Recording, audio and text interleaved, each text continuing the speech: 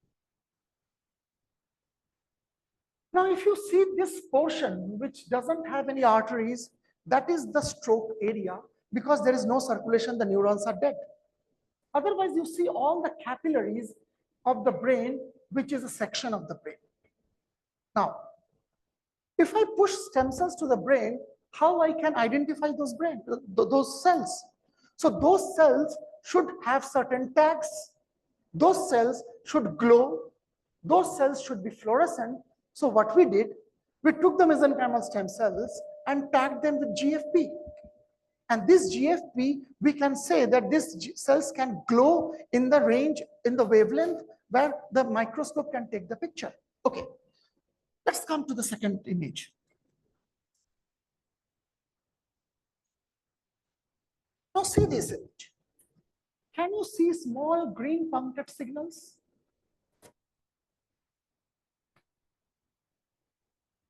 Is it the same image?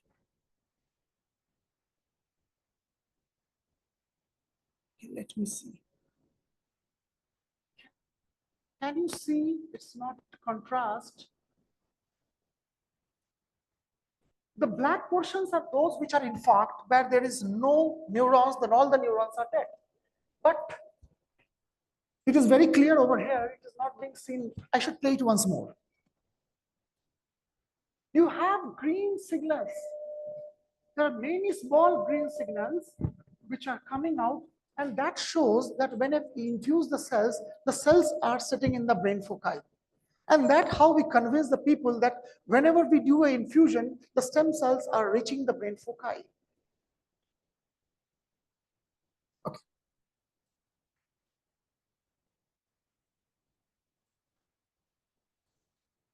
Now, a major question before us, what the stem cell is going to do? Now, we know whenever we have a stroke, the most vulnerable organelle is the mitochondria. Because whenever you have a calcium excitotoxicity, there are more calcium uniporters on the mitochondria, and this calcium goes inside the mitochondria, overwhelms the ETC, produces ROS, there is a formation of MPTP, leaching out of molecules from mitochondria, producing caspase, cytochrome C, putting the cells towards apoptosis. The other pathway, they also give some signals that what we call as damage-associated molecular patterns, DAMs, which triggers the inflammasome to convert interleukin, pro-interleukin to interleukin, pro-caspase to caspase. Now, if the mitochondria are the vulnerable, can we replace the old mitochondria from the neurons which are hypoxic?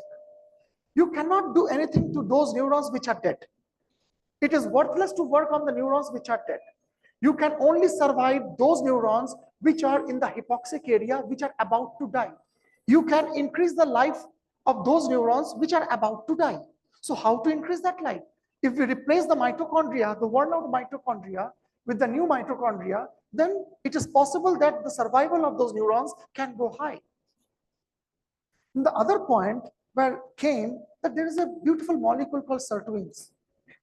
These sirtuins are the magical molecules. There are 7 kinds of sirtuins. 1 which is absolutely nuclear, 2 which is cytosolic, 3 to 5 comes in mitochondria, whereas 6 and 7 in the nucleolus. And the beauty of sirtuin 1 is that they can shuttle from the nucleus to the cytosol, and they have multiple functions. They function as a mediator of metabolism, they function as a mediator of transcription, they control the ETC cycle, they control the apoptosis. Now, this sirtuin has any role in this replenishment? That was a big question before us, and we started working towards it. So what was the hypothesis? That the hypothesis was as such that whenever you infuse stem cell, the stem cell goes to the brain, it just goes into the stroke foci, it comes under the contact of those neurons which are about to die, make certain connections, and give their good mitochondria to the hypoxic neurons. This was our hypothesis, and where the sirtuin must be playing certain role. But it is a very initial and you can say very enthusiastic hypothesis. It has to be validated from the basic science, fundamental science, and fundamental pharmacology. So what we did? We took the stem cells and we took the PC12 cells. Just learn the technique, each and every technique, each and every step. Ask me questions if you have any. What we did, we co-cultured stem cells with the PC12 cells. And we put it in a hypoxic chamber. Hypoxic means there should be oxygen deficient. It was 1% oxygen, 94% nitrogen, and rest was CO2, which is required for the cell survival. Now, the first graph you see, it is a normoxic PC12 cells, and which is very usual. The viability should be 100%. It is a normoxic condition. But when you give a hypoxic episode to this PC12 cell, the percent viability goes down. There's no such question, I think, in this. Now, if you see, when you co-culture this PC12 normoxic with mesenchymal stem cells, their percent viability is comparable to that of the PC12 normoxic. Means it shows that whether it is MSCs or not, there is no such effect. But if you discuss this PC12 hypoxic plus MSCs, you see the viability is more than PC12 hypoxic in singlet. This gives us information that somehow the stem cells is giving some protection to the PC12 and will able to keep the viability at most to a given range. So the MSCs have certain factors which is keeping the viability intact for the PC12 cells. This is a fact. The experiment was done on facts. Now, we wanted to see whether the mitochondria is going to transfer or not. Two questions before us. How I can say only the stem cell is going to give mitochondria to the neurons? Why not neuron can vomit out mitochondria to the stem cells? So it has to be validated that the stem cell is vomiting out mitochondria, which has been taken out by the hypoxic PC12. Now what we have done, we tagged the MSCs with some tracker, that what we call as a mitogreen tracker. This tracker usually tracks the mitochondria, and the cover was coated with wheat germ agglutinin Alexa 745. Now if you see the PC12 normoxic and MSCs, the relative mitogreen signal which is coming out has some value. But when you talk about PC12 hypoxic plus MSCs, there are more mitogreen signals. Now this graph doesn't tell where is the movement. Now we went for a FACS histograph. If you see the PC12 hypoxic and MSCs has a right shift. This means that the movement of mitochondria is from MSCs to the hypoxic PC12. Now we know that the PC12 is at the receiving end and the stem cells are at the giving end. Now, okay. Now, how this cell can donate organelle? Is there any magic? No. So there is a whole concept that all the cells communicate with each other. You have learned about signaling.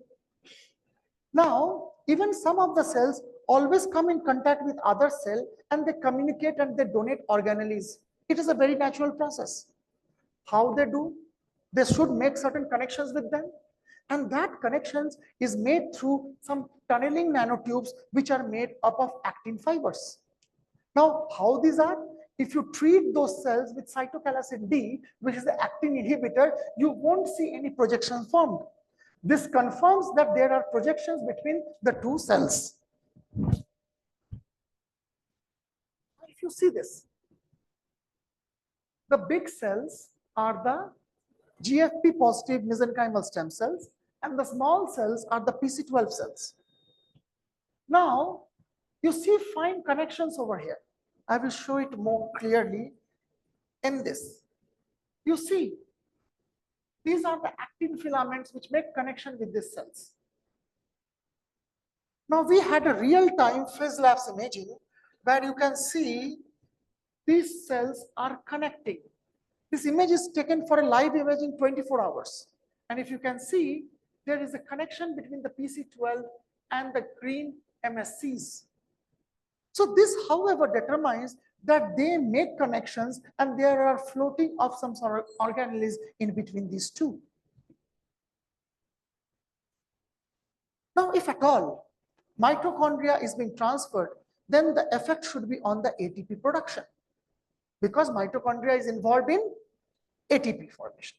So what we did, we had to calculate the ATP and how it is possible. You have two population of cell in the same culture, so you have to short out cell. So what we did a magnetic assorted cell sorting where the two population of cells were sorted out. And then we did a ATP light Perkin-Elmer assay through 96 well microreal plate, and we observed the values, and we could see that in the normoxic cells you have some ATP, whereas in hypoxic cell there was reduction in the ATP quantity. The most important graph is the second one. When the PC12 were co-cultured with MSCs, you have certain relative ATP value. When these were co-cultured with hypoxic, these MSCs could maintain the ATP value. This gives us a hint that stem cells are able to compensate some of the mitochondrial functions which could compensate the ATP value. While if you see the third graph, you see when these stem cells were cultured with hypoxic PC12, this generated a very high amount of ATP than MSCs without co-culture, which is likely supporting that MSCs has a role in contributing toward production of facilitating production of ATP by the PC12 cells. Now what we did, when we talk about mitochondria, we know mitochondria has functionality and mitochondria has its own dynamics, and that's what we call as mitochondrial dynamics. So in a normal cell, there is always division of mitochondria, that's what we call as mitochondrial fission. There are fusion of small mitochondria, that's what we call as mitochondrial fusion. There are formation of new mitochondria, that's what we call as mitochondrial biogenesis. So these all makes a mitochondria dynamic, and that's what we call as the mitochondrial dynamics. So for fission, you have the markers FIS and DRP. For fusion, you have FFN1, MFN2, and OPA. For biogenesis, you have PGC1 alpha and TFAM. For transfer, you have ROT1. For TNT, you have RALA. So there are a lot many markers, and we went for a RT, and we visualizes the changes in the expression of different genes. And if you see, here the sirtuins are coming in a big way. And these are all time points at 4 hours, 12 hours, and 24 hours. So our hypothesis that sirtuin might be helpful in this mitochondrial transfer is holding some water through this data. So what the hypothesis say now? So when you infuse stem cells to the stroke brain, there is an upregulation of sirtuin-1, and it also upregulates MFN2 and ROT1 MIRO1, which leads to formation of tunneling nanotubes, and there is a mitochondrial movement. Apart from that, there is also increase in mitochondrial biogenesis, transcription of mitochondrial genes, and the mitochondrial functioning is increased. Now, this hypothesis has to be critically evaluated now. So we have a well-established model where we do a middle cerebral artery occlusion, and we create a stroke in the animal model. These are the infarcts. And we have one molecule called EX527, which is a sirtuin selective inhibitor. Means if you give EX527 to the animal, the sirtuin is going to stop. So what we did, we have different panels of TTCs. This is a stroke group, and this is a stroke plus stem cell group. If you see, in the stroke plus stem cell group, the infarct comes down. It is very much obvious with the decrease in the infarct volume. Now this one group, which is EX527, which is a sirtuin inhibitor, this has a comparable infarct to that of stroke group.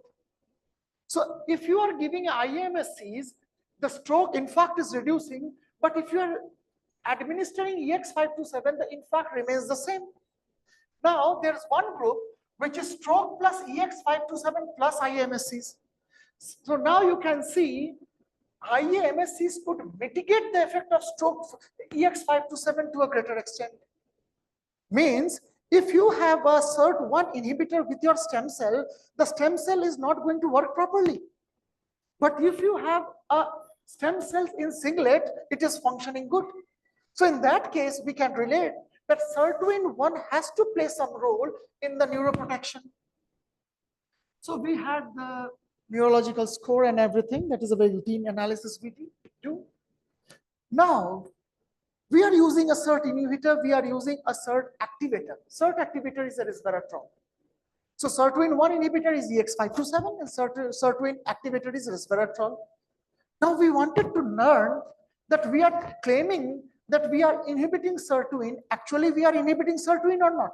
So what we did, we gave SERTWIN activator inhibitor and we tried to check the expression of SERTWIN to validate whether the SERTWIN is actually inhibited or increased or not. So if you see in the stroke group, you have some values, but in stroke plus PBS, you have some value, and in stroke plus IAMSs, you have some value. If you compare the scoring, you see in the stroke, you have more deficit, while when it is treated by IAMSs, the value goes down. But you can question me why the IAPBS more than stroke. So maybe this IAPBS may is creating more infarct and that may deteriorate the neurology score. We do not know as of now. So the next phase of experiment, what we did, we had to see the expression and we did an immuno. You all know, you must be knowing immunofluorescence, right?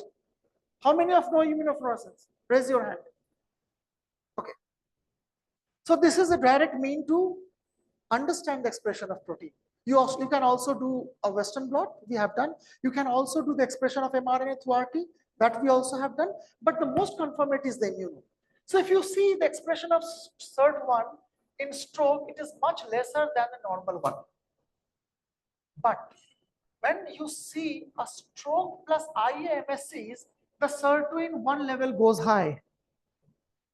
If you compare it with stroke EX527, it is compared to that of stroke group. And when you talk about the stroke EX527 plus IAMSCs, the IAMSCs could mitigate the effect of EX527. So this is a confirmatory answer that whenever you give a EX527 and IAMSCs concomitantly, IAMSCs could mitigate some of the effect of SERTWIN inhibitor. This is another marker, what we call as MFN2. This MFN2 is for mitochondrial fusion.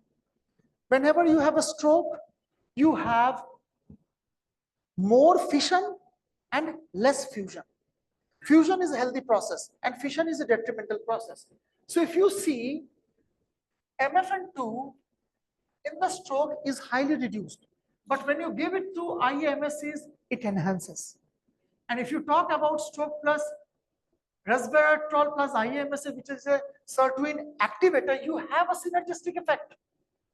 And when you talk about EX527, it is reduced. If you talk about the group with IAMSs mitigate the effect of EX527. So the results are concomitant the hypothesis that we designed. This is another protein which is we call as PGC alpha, responsible for biogenesis. If you see in the stroke group, there's highly reduced biogenesis in comparison to the sham, but when you treat it with the stem cells, you have more biogenesis. And in this group, which has both IAMSs and EX527, the IAMSs could mitigate the effect of SERTWIN1 inhibitor. When we talk about ROT1, NERO1, this is highly reduced in stroke. So these all are the counter confirmation, because when you go for a clinical trial, when you do a preclinical work, you should have multiple confirmation at each and every step. So these multiple protein expressions of the same intensity or the same direction gives us an influencing factor that this IAMSs is really working in the case of stroke. This is again a protein called Raleigh, which is helpful in the TNT formation. Whenever the good cells are there, they effectively form the connections. When there are bad cells, they do not form connections. If you see in the stroke group, the connectivity made are highly reduced. But when you treat it with IAMSs, these are basically recouped, and IAMSs is working better. S100A4 is another marker. So all the markers, you cannot have a disparity in expression of any of the markers which has been reported. So what we do, we always have multiple markers for a deliverable so that we can counter confirm whether it is absolutely working or not.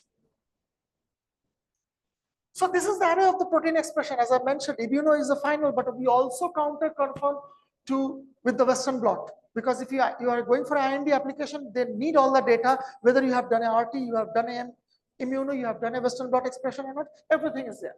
So you have the same expression patterns at what you have observed in the immunosequence. Now, whenever the cell is in fighting mode, it goes for apoptosis. You must have read about that. And for that, we go for a tunnel assay. Tunnel assay in which you should have more apoptosis going on in the case of stroke. And that is which prevalent with the signals coming out from the stroke group. But when you talk about the stroke plus IAMSs, this tunnel positive cells are reduced. Means the stem cell could mitigate the effect of the apoptosis which is being promulgated by the stroke consequence. When you talk about the EX527, the EX527 has the same intensity of tunnel positive cells as that of a stroke, comparable. But when you talk about stroke plus EX527 plus IAMSs, the stem cells could mitigate the effect of SIRTWIN1 inhibitor. So this is the routine biochem. I will skip this slide because whenever you have a pathology, you go for a biochemical assay for nitrite, MDA, lipid peroxidation, you know. So these all are the routine that we have to do when we file an application. So this is all in the same pattern. We also have the ELISA done for the interleukins.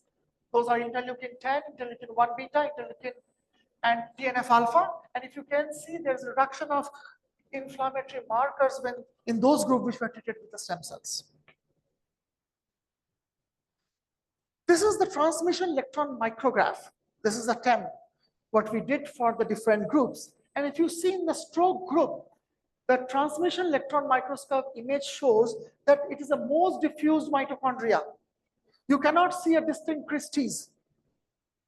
But when you see a stroke plus IAMSs group, you see an intact mitochondria, means the stem cells could protect the mitochondrial integrity. You compare with the sham, this is the intact mitochondria. But when there's a stroke, the mitochondria Christie's are compromised, the ETC is gone. When you treat it with IMSCs, it resembles a little bit more than this because it maintains the integrity. But the same way, when you talk about EX527, this matches, where we can see even the SIRTWINs are involved in maintaining the integrity of the mitochondria. Now, next thing to counter confirm, if I am telling that it is not only the stem cell, it is the mitochondria of the stem cell which is giving neuroprotection, then we should have an experiment where we should knock out the mitochondria from the stem cell and then infuse the stem cells. So in this group, you see, we have treated ETBR with IMSCs. What is ETBR? This makes the mitochondrial dysfunctional within the stem cells. Now we have a treatment of IMSCs which has a good mitochondria, and we have a treatment of IMSCs which has a defunct mitochondria. You can see comparable the infarct comes, which suggests that the ETBR, the mitochondria, is mainly responsible for giving the neuroprotection when you infuse it for the stroke. Now you can ask me one question, sir, you are missing a group called stroke plus ETBR. I missed this group because I infused 15 animals with ETBR and none of them survived. Because as soon as you infuse ETBR to the animal, it dies. So that group is missing. But this information is indirectly giving us one very strict dictum that this IAMSCs, which have a dysfunctional mitochondria, is not of any use in comparison to those IAMSCs which has a mitochondria. Now, if it is a mitochondria, then we should isolate the mitochondria. What we did, we took out the mitochondria from the cell. Now, when we take out the mitochondria of the cell, it is a very sensitive process. You are isolating a cell organelle from a cell. So, when we have a defined protocol for that. When we isolate the mitochondria, you have to see whether this mitochondria has endoplasmic reticulum or Golgi apparatus with it or not, or it is a single mitochondria or intact mitochondria. For that, what we do a TOM20 assay. So if the integrity of the mitochondria is intact, you will have a greater TOM20 expression. If there is no TOM20 expression, this means your mitochondria is gone. It is of no use. Now what we did, we took out one mitochondria and put it in the high resolution respirometry. Because we know the mitochondria does respiration, So we have an instrument which can calculate the RCR ratio of a single mitochondria. So if you see the pattern, the single mitochondria is respiring. So this gives us the information, the mitochondria that we isolated was having good integrity, it can respire well. Now we did a scanning electron microscope. What is scanning electron microscope? With this, we can see the size of a mitochondria. And the size of mitochondria varies from 1 to 2 micrometer. If you see, it is 1.3 micrometer. It comes within the range. So the mitochondria index is absolutely, if you see the analysis, the SAM analysis, the crystals are well intact. Now, we also did a PDI, which gives us the surface charge ratio, and it came within the range. So the molecule, the organelle that we isolated was absolutely a mitochondria. Now, we did all the mitochondrial study, complex, citrate, everything that is a part and parcel of the mitochondrial studies, and you could see the same trend. If you see a stroke group, it has all reduced mitochondrial markers. And if you talk about stroke plus IMSCs, those all have the markers elevated, which you can say those could protect those complex markers to prevent the functionality and the integrity of the mitochondria. Now we talk about ROS. We see ROS, but ROS are of different forms. Mitochondrial ROS are only those ROS which are coming out of mitochondria. And that is a critical technique to determine the mitorox. So we had a mitosox dye. If you see the red signals, this means that you have more ROS in the stroke group, mitochondrial ROS, not a general cellular ROS. This mitochondrial ROS was more in stroke group, but when you treat with IA-MSCs, these all signals go down. So the ROS generation is being compensated by the culturing of the stem cells or the infusion of the stem cells. We also went for the assay that what we call the mitochondrial potential, membrane potential, and that what we do by a JC1 dye. And if you see, the green signals show the dysfunctional mitochondria and red signals are the good mitochondria. The ratio of green and blue is the value. So if you see in stroke group, you have the membrane potential highly reduced. But when you talk about the stroke plus IMSCs group, it could compensate as compared to sham. So the stem cells were able to recuperate the generation of ROS as well as maintain the mitochondrial potential. Now, our hypothesis was telling that whenever there is a sirtuin, there should be formation of tunneling nanotubes. But apart from that, the association of ROT1 with MFN2 is also necessary for the neuroprotection. Now, what we have to do? For this to justify, we have to inhibit this ROT1 and MIRO1. So for that, my mentor, who was a Nobel laureate, Andrew Shally, I borrowed some of the MIRO1 reducer from him, and he sent me the reducer, and we significantly reduced the MIRO1. We optimized the time and dose, and we could find the 10 micromolar at 3 hours could absolutely reduce down the MIRO1, and it affects the formation of TNT. So we can conclude that upregulation of sirtuin-1 following IMSC's treatment involves enhanced FFN2, and it helps in the TNT formation and mitochondrial transfer. So the take-home message from this is that SIRT1 upregulates biogenesis, formation of the tunneling nanotubes. It promotes the ROT1 signaling. It confers mitoprotection, and it facilitates the mitochondrial resilience. Now let me talk about something for your interest. If you see, this is a large molecular model. That's what we call as a dog model, and we do a stroke in a dog model. Because whenever you go for a clinical aspect, you have a large animal model in between. So what we do an endovascular method and do MRI of the dog. You can see this coil is being put to create a stroke, and you have a bigger infarct in the dog brain. This was a 24-hour post-MRI flare. You see a pretty good infarct. At 30 days of infusion, you see the vanishing infarct in the dogs. This is again a second set of animals, where if you see the comparison of T2 flare at 2-day, 15-day, and 13-day, you see the going out of infarct after the infusion. We did a diffusion tensor imaging. You know what is diffusion tensor imaging? It is an imaging technique by which we can see the integrity of fibers which is coming down from the brain. So if you see that those dogs which have MCO or stroke, they have a feeble connections. But when those were treated with stem cells, you have a well integrity of the fibers and the sheets which are coming out from the brain.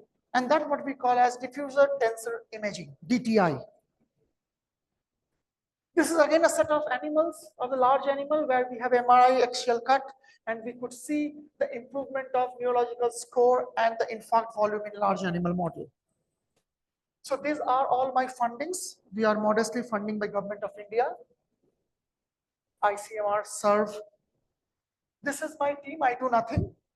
They all do work for me, and I just present. So I acknowledge everyone for this wonderful work. These are my collaborators, my boss, the Nobel laureate Andrew Shelley, all the clinicians, and the professors from Harvard and other places. And a big thank you.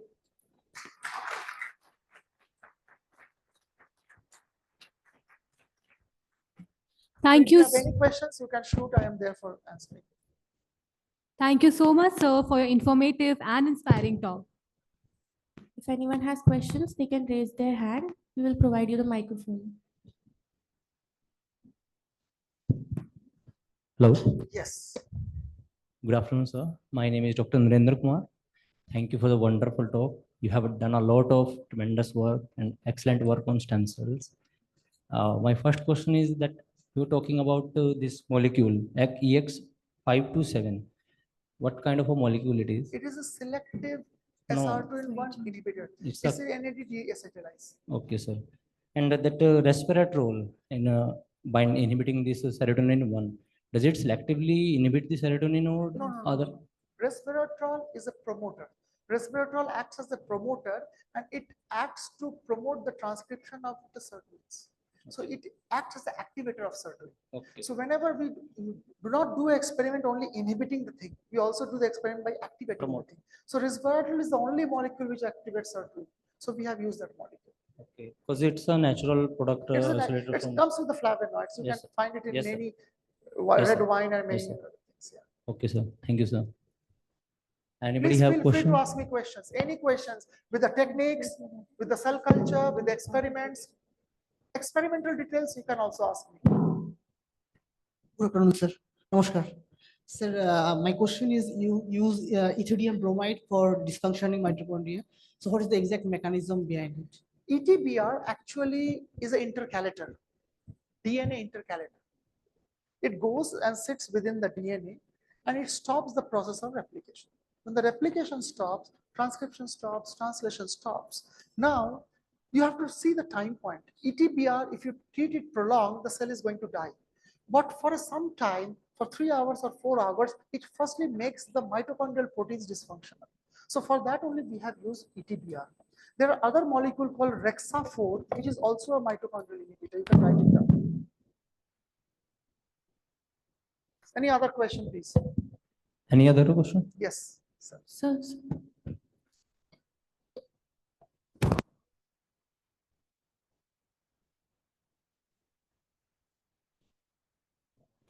Sir, you have used canine model, sir. In general processes, we are using some pig, canine pig, or another. No. These are mongrels.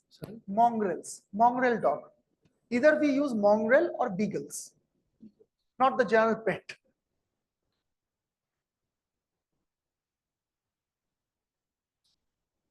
We started with ship. I share one experience. We started with ship because those were easily obtainable.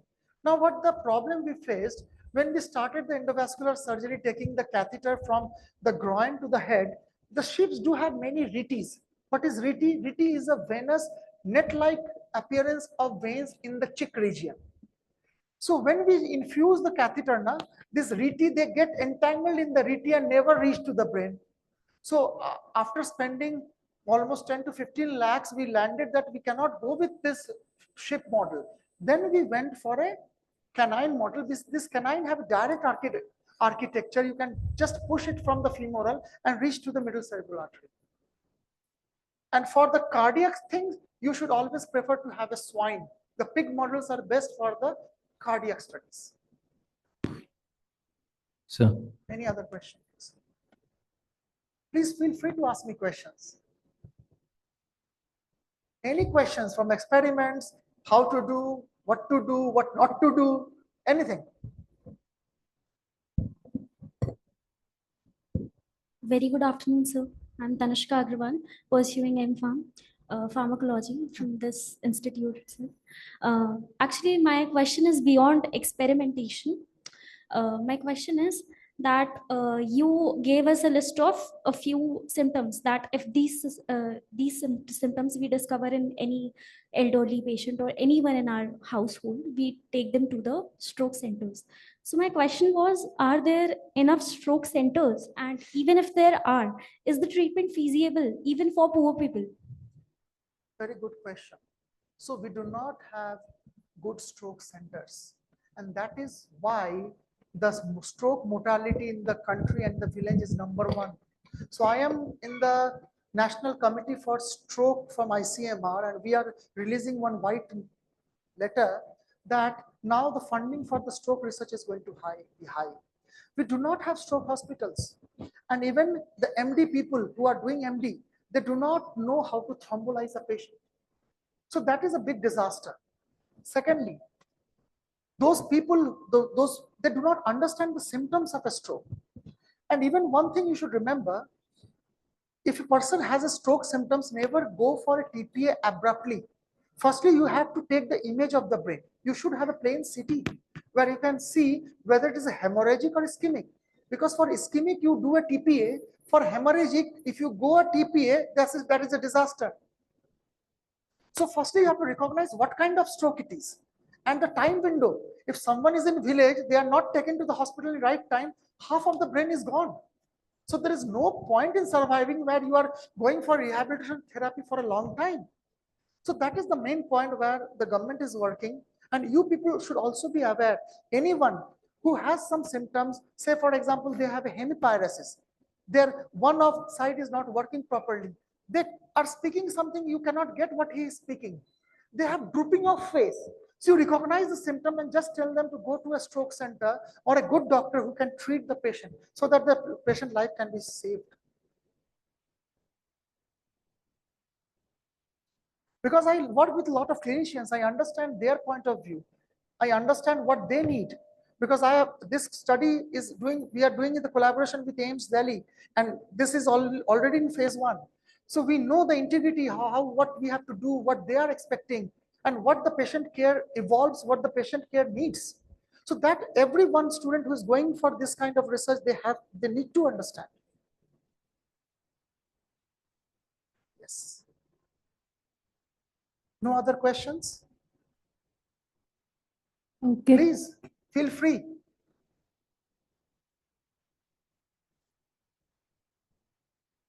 Okay. Thank you so much, sir. Thank you very much. We now request Professor Dr. Mukesh Singh Sikarwar, sir, Deputy Director, Amity Institute of Pharmacy, Professor Dr. Neeraj Mishra, sir, and Professor Dr. Ram Babu Tripathi, sir, to kindly felicitate Professor Dr. Pallab Bhattacharya, sir, as a token of our respect and appreciation. Sir, please.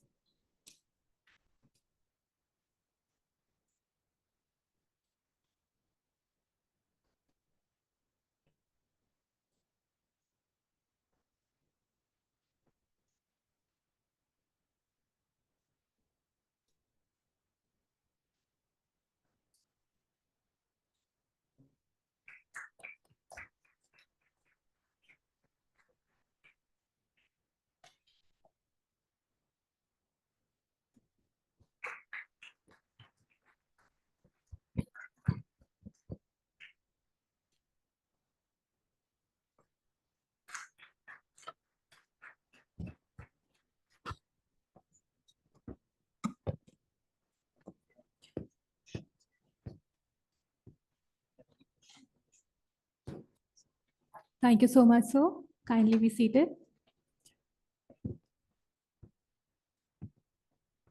We will now move on to one of the most interactive part of the conference, and that is the oral and poster presentation sessions conducted in both online and offline mode. This segment offers young researchers and scholars a platform to present their innovative ideas and research findings before our expert panel of judges.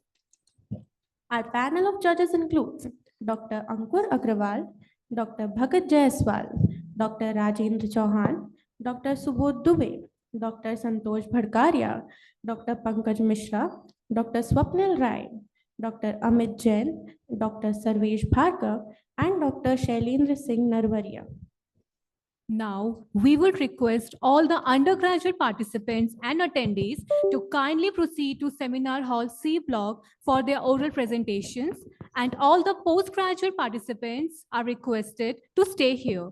And also, all the participants of the poster presentation are advised to fix their poster at C block first floor in front of the library. We wish all the presenter the very best. And the duration of your oral presentation will be only 5 minutes. So let's begin this session with enthusiasm and a spirit of learning.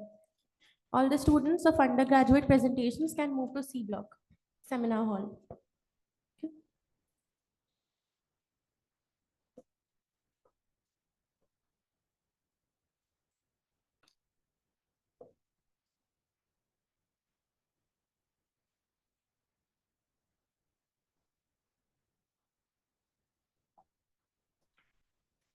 So without any further delay, let's call upon our first presenter, Mr. Nitin Sahu.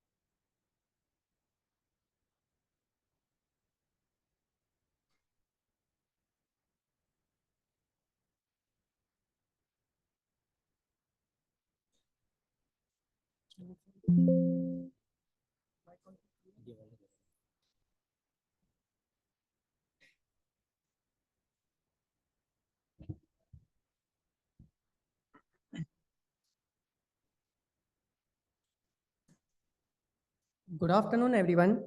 Today, I am Nitin Sahu from M-Pharm Pharmaceutics student. Today, I will be discussing about 3D organoids, the future of drug discovery and precision testing. So,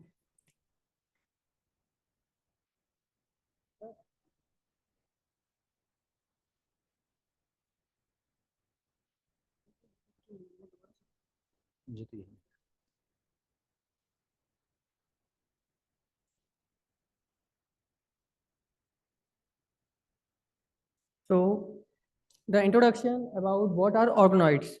So, organoids are miniature simplified versions of organs grown in vitro.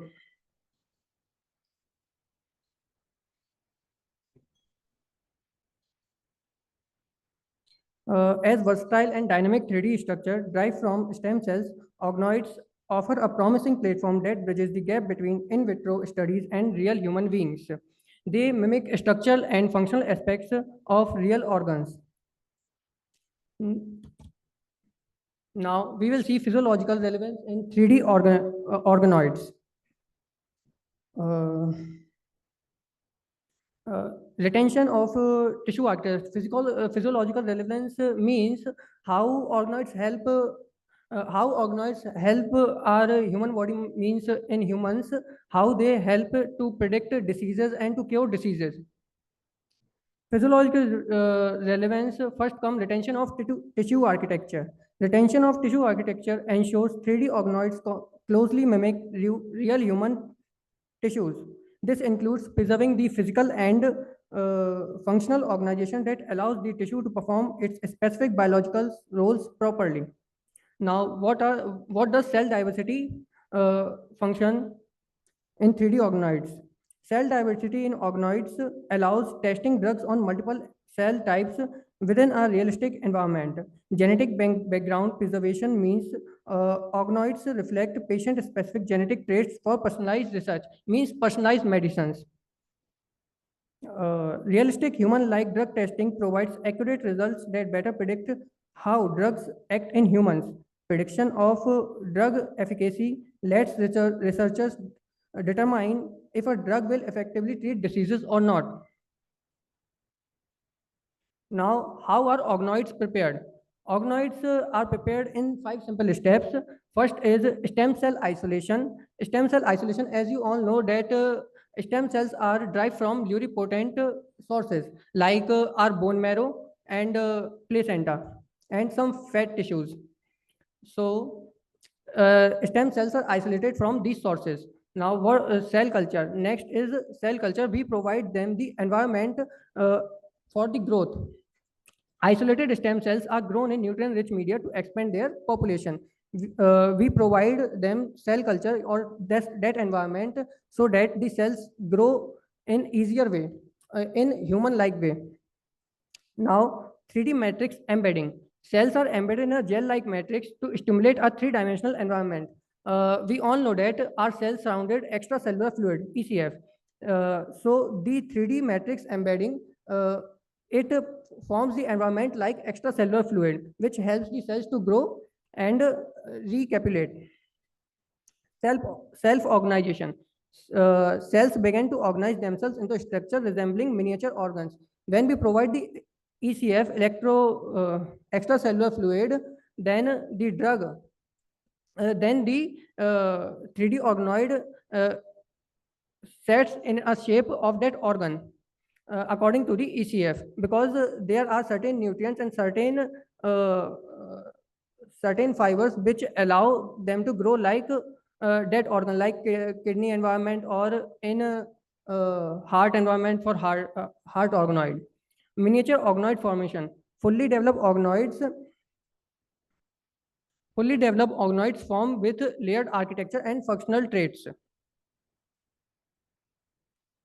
Advantages of 3D organoids. What are the advantages of 3D organoids?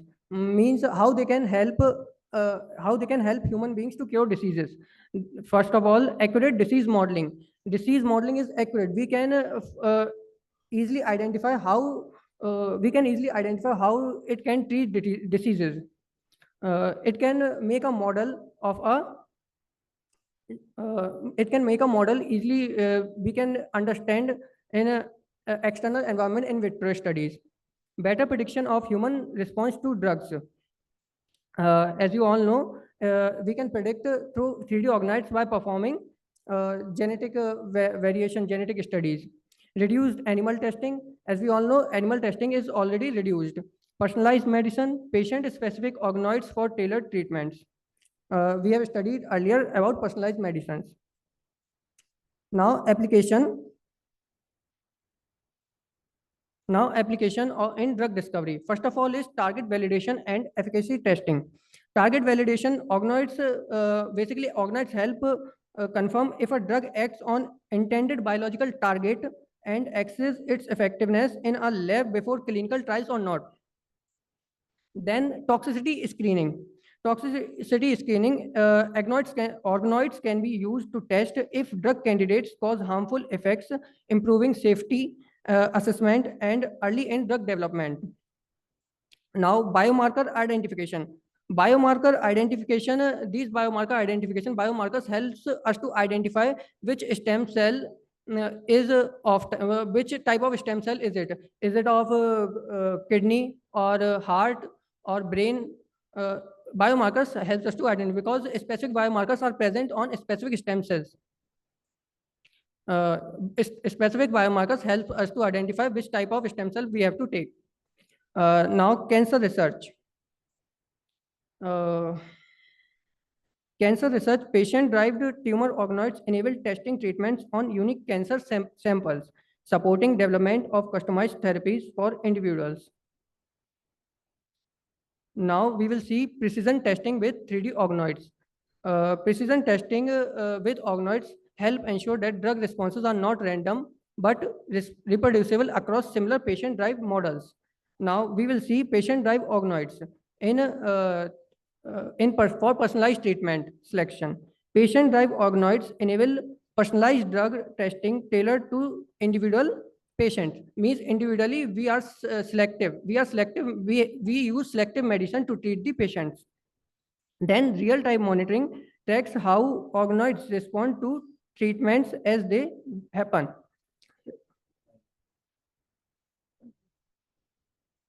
Okay. Similarly, resistance mechanism, identification for resistance mechanism, they resist. How they resist? Companion diagnostic use organoids to develop predictive tests for targeted therapies. Now, what are technological innovations? In recent times, organoid is created on a chip. It is integrated with AI and CRISPR editing. Now, organoid on a chip, a fluid chip with fluid, a microfluidic chip with fluid channels are embedded organoids for real-time drug testing.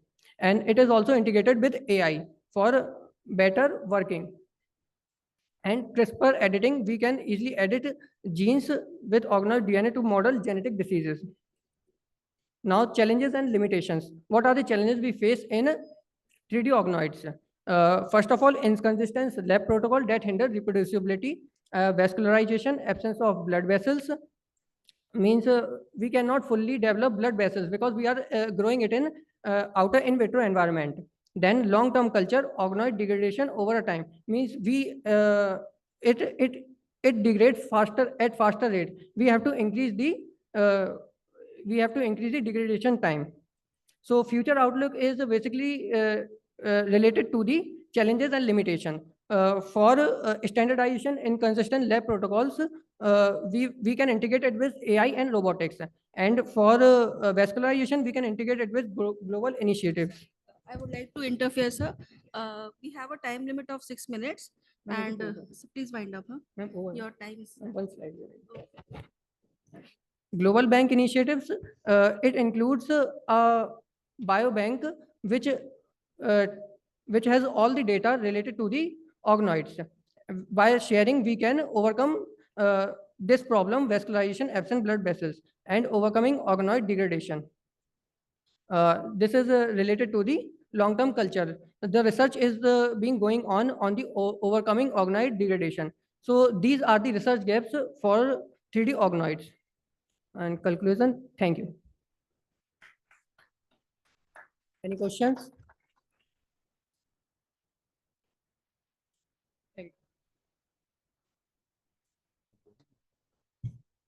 Thank you for your insightful presentation. We have our next presenter, Abhishek Rajput. The time limit for presentation is 5 minutes, so you have to complete your presentation in 5 minutes.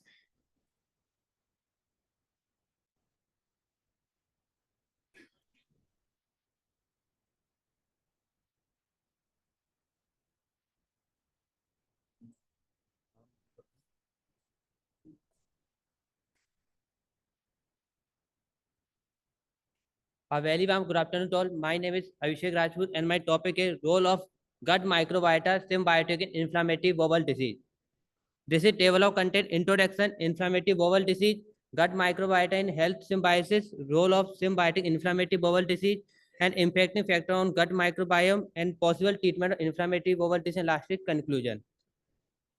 First, introduction. Gut microbiota is a complex community of trillions of microorganisms, including bacteria, virus, fungi, protozoa that live naturally in the human gastrointestinal tract. These microorganisms play a vital role in digestion, metabolism, immune system regulation, protect against harmful pathogens.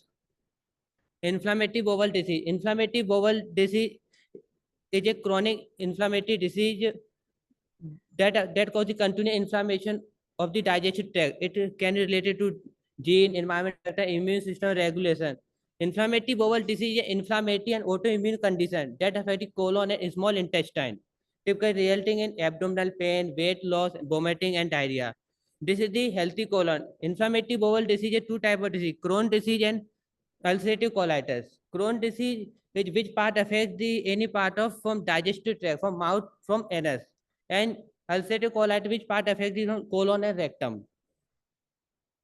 Inflammatory bowel disease impact over 0.3% of the world population. They are emerging and significant global health problem.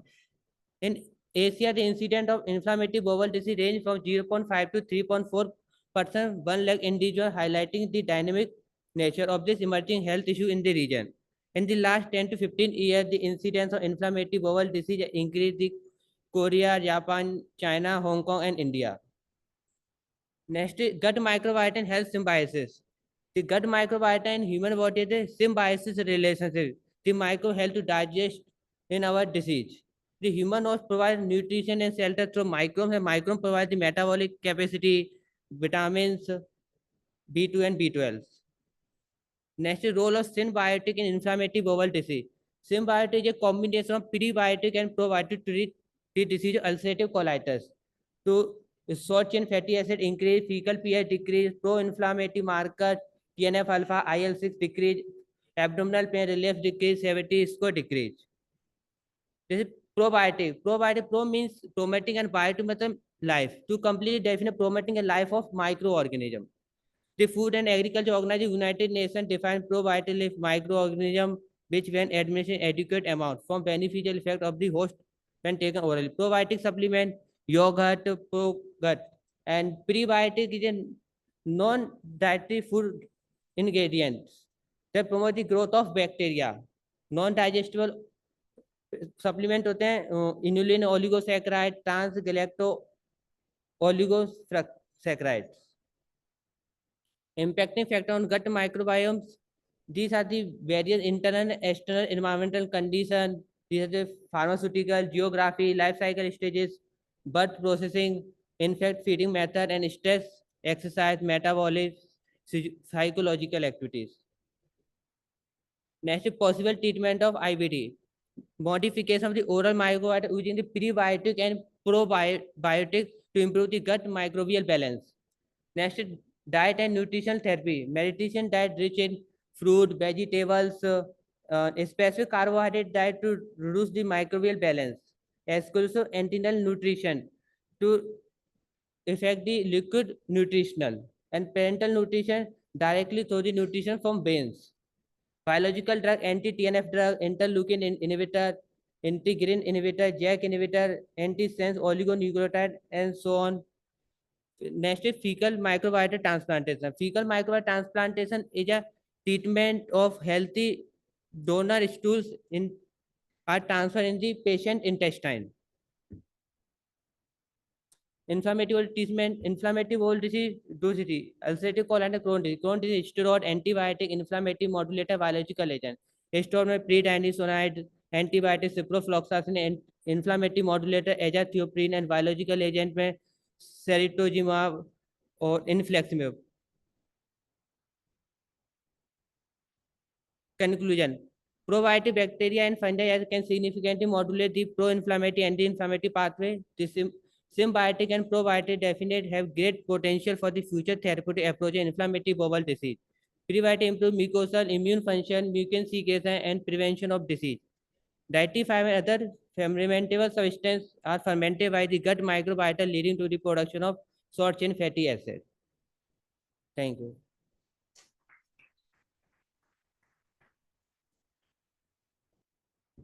Any questions?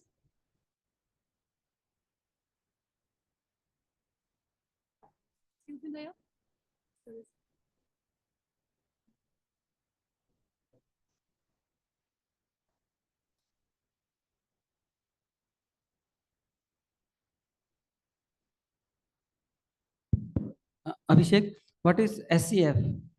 SCF.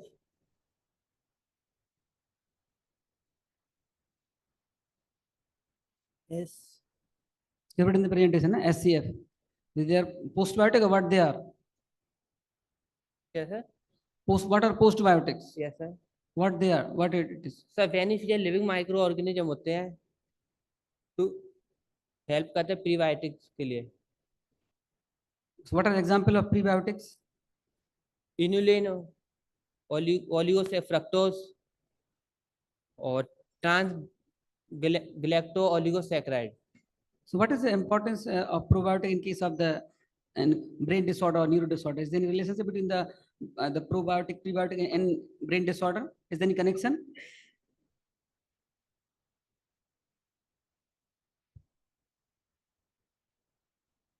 Okay, brain connection.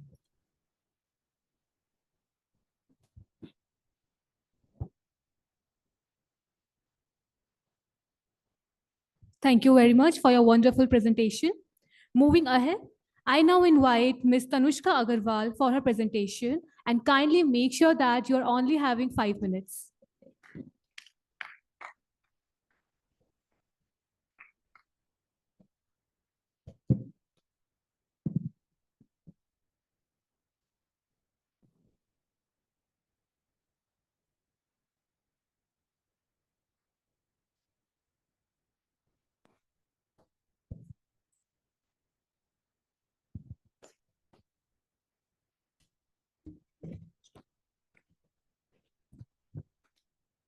A very good afternoon, everyone.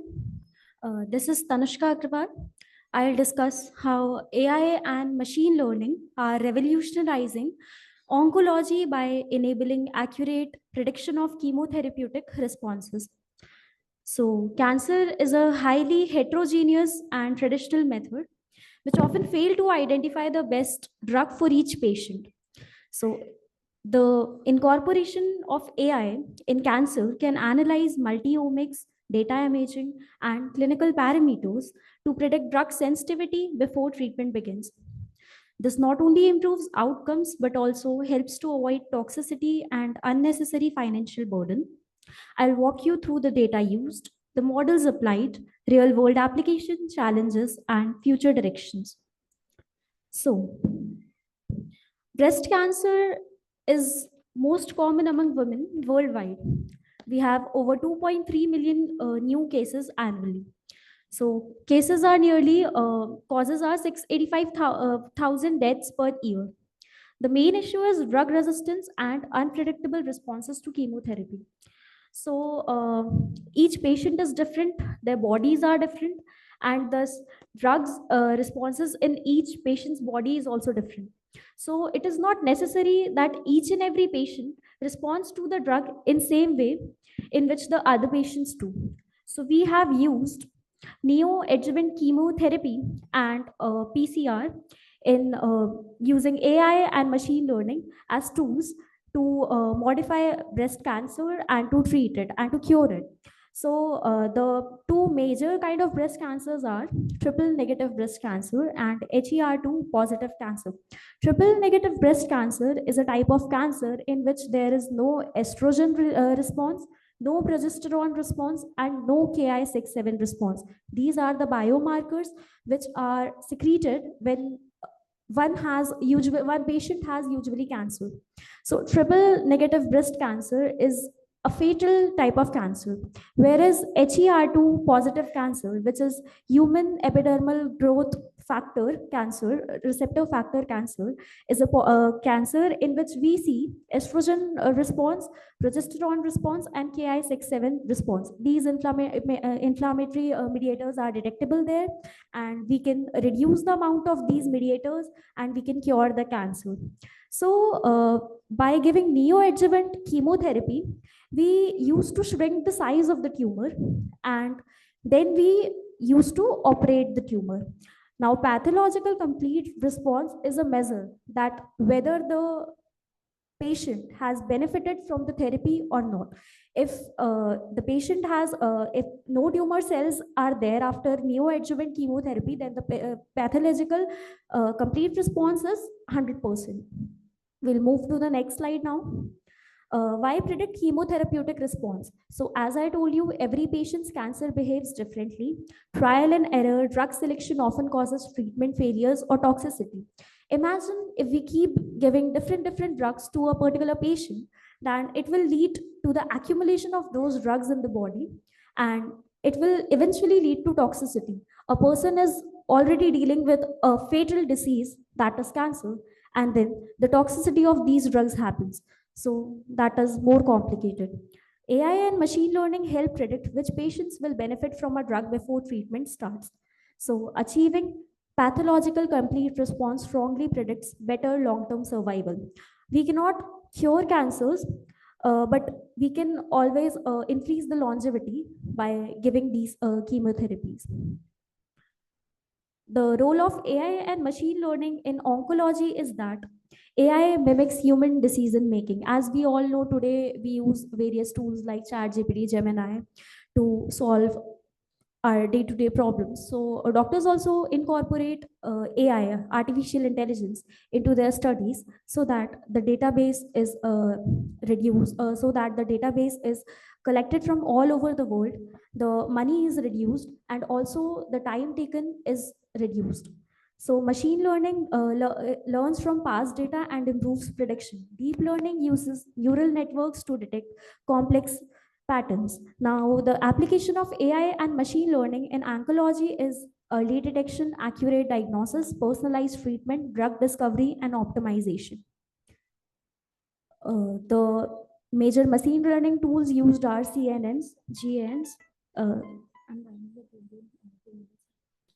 The major machine learning tools are CNNs, GANs, radiomics, radiogenomics, and multiomics. So these are the models and these are their accuracy described in percentage. Now, example of PCR based on real life data is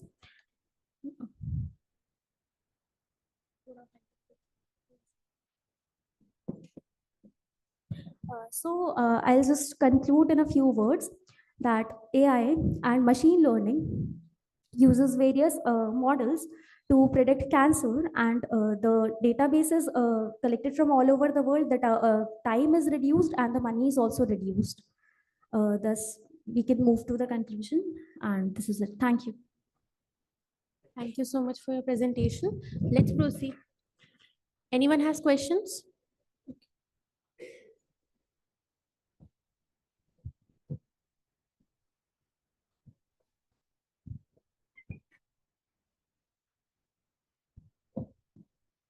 On the basis of AI prediction, how you can cure the cancer? Actually, the concept here applied is we'll feed data in the machine learning tools, that is SVM, regression forest, etc. And then we'll note the patterns in various patients. Like we have collected data from various patients, and then we have included AI in that research. And AI has suggested us a few drugs depending on the same kind of patients. Like आप reference लेते हैं ना किसी से, समझ रहे हो? Yeah, I'm getting. हाँ, तो AI वही कर रहा है यहाँ पे. AI क्या कर रहा है, ऑलरेडी फेड डेटा पे आपको एक ड्रग सजेस्ट कर रहा है कि इन दोनों का जो पैटर्न है वो सेम है, और उसके बाद उस ड्रग से आप ऐसे किसी चीज को क्योर कर सकते हैं. अंडरस्टैंड? वहां पे भी 80-20 का रेशियो देखने को मिलता है. हमेशा ये नहीं कि AI आपको हमेशा 100% ही सही बता देगा. 80% आपको कुछ चीजें सही मिलेंगी और कुछ 20% Satyam, you can have contact with her later on and clear your queries. Okay. We are on a time crunch. Thank you. Now I request. Request Ms. Shivangi Sharma to present her presentation.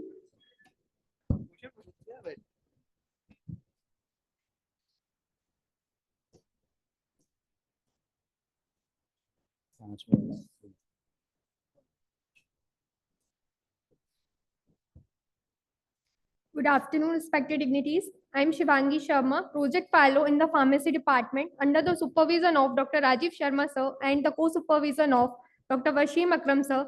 Today I am presenting here my topic, that is in silico screening of quinine-based compounds against the glioma. These are my previews. I am starting with the introduction. Quinine and in the organic chemistry, quinine and indole having a heterocyclic base core moieties.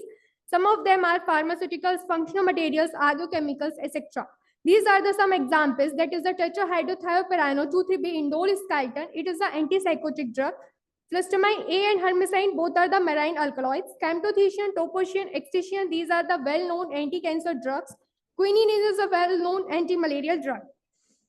These are the some examples which is having a cancer activities. Also, they are having a glioma base, that is the quinine and quinine analogs. It's a derivative or its analogs. Biaryl ether amide quinolines, phenyl acetic acid-based quinolines, 4-thiophenyl quinolines. These are the some examples which is having quinine derivative or quinolones. These are the three softwares which I have used in the theoretical study docking: Autodoc, PyMol, and Discovery Studio. By the help of Autodoc, we create a grid file and a config file with the help of edit polar hydrogen, delete the water, and the adding of Coulomb charges. And by this, we create an output file. With the help of PyMol, we show the different design of interactions, net-like structure, glioma, cartoons, and many of these. By the help of Discovery Studio, we show different PDB sites, several different type of interaction, residual interaction, hydrophobic, hydrophilic, pi-anion, pi-cation, stacking, amino acids bonds, different type of bonds, and also the 2D structure of the interactions. The 4 compounds which I have selected for the docking for this glioma-based proteins, GLIPV1, that is the centoquine, tetrahydrothioquinolines, tetrahydroquinolamines, and 4-thiophenyl quinolines. The data of these oricis-based compounds, that is centoquine, which showing highest binding energy, -7 kilocalorie per mole, in which the drug likeness is highest, that is 7.06, and drug score is 0.73. And by these, the compounds, tetrahydroquinolines is showing -6.4 kilocalorie per mole, tetrahydroquinolamines is showing -6.6 kilocalorie per mole, and the last one is 4-thiophenylquinolines is showing -6.9 kilocalorie per mole. By these 4 compounds, the centoquine is showing highest binding energy, which showing the interaction with the glioma-based proteins. These are the 2D and 3D structures of these compounds, which is the centoquinine, tetrahydroquinines, which showing a different type of structures, hydrogen interactions, pi-cation, pi-estane, 2D structures, etc. These are the data with the lower bounds and upper bounds, RMSD value, root mean square deviation between the lower bounds and the upper bounds. With the help of this, showing a brief how this is the -7 calories highest. Is going to -6.3 is the lower bounds, and the -7 kilocalorie is the upper bounds value in the centoquine. When we talk about the tetrahydroquinase, -5.10 kilocalorie is the lower bounds, and -6.4 kilocalorie is the upper bounds. The third one is the 4-thiophenylquinolines, is the lower bounds is -6 kilocalorie per mole, and the upper bounds is -6.6 kilocalorie per mole. The last one is tetrahydroquinolamines, is showing the -5 kilocalorie per mole is the lowest, and the -6.9 kilocalorie is the highest. They're showing a different type of amino acids also with in the interactions. Centoquinine, there are different type of interaction, that is van der Waals interactions, hydrogen bonding, halogen, in which the compounds halogen is presenting, we're showing a different halogen based amino acids, pi based amino acids, in which coming pi-anion, pi-cation, and pi-estacane. And the final is amine bond. These are the different amino acids which is present in the compounds at the time of interactions between protein and the ligand. This study shows a different type of interaction, that is the docking positions, different type of residual interaction, docking both grid values. When we create a grid value in the x, y, and z axis, that is a -3.5 angstrom, different type of interactions which showing a synthetic aspects of the quinine molecules having anti-cancer properties for the glial cells glioma. And the last one is in this I have used for all the quinolones or quinolines analogs having achieved by the help of these softwares. This shows a crucial information regarding the interaction of proteins and ligands. This shows having some cancer activities by the help of theoretical studies. These are the recently published papers, and these are the book and book chapters. Thank you.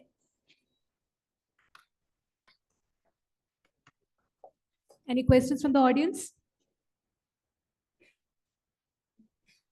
Thank you very much for such a wonderful presentation.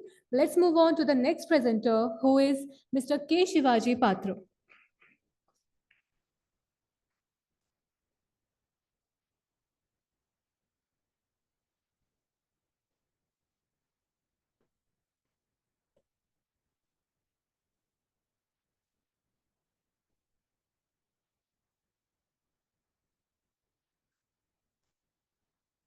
ये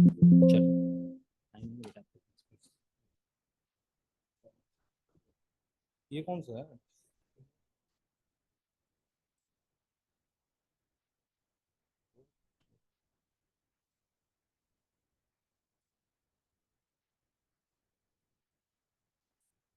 Good evening, everyone.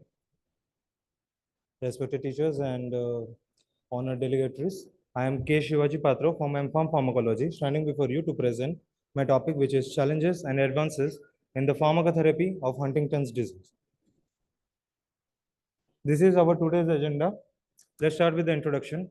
Huntington's disease is a rare genetically inherited disease, which is based neurological, motor, and psychiatrical disease. The newer epidemiological studies has shown that nearly 14.6 cases has been registered per 1 lakh people, and the initiation of symptoms occur at the age of 30 to 50 years. Even though the scientific community has increased their research work, still there is no proper treatment or diagnosis for this disease. This is the question that comes to everyone's mind. Why does this occur and what does it do to our body? If you think about what does it do, only 3 problems come to the mind. The first is cognitive problems, that is same as Alzheimer's, like the dementia and memory loss, whereas the motor problems will be related to chorea or the involuntary actions.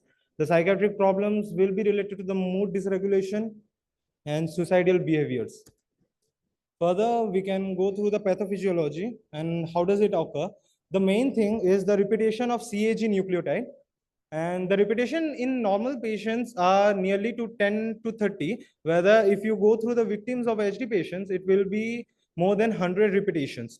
And furthermore, there are other speculations, such as one speculation is 95% of MSM neurons in the stratum are found to be degenerated in HD patients.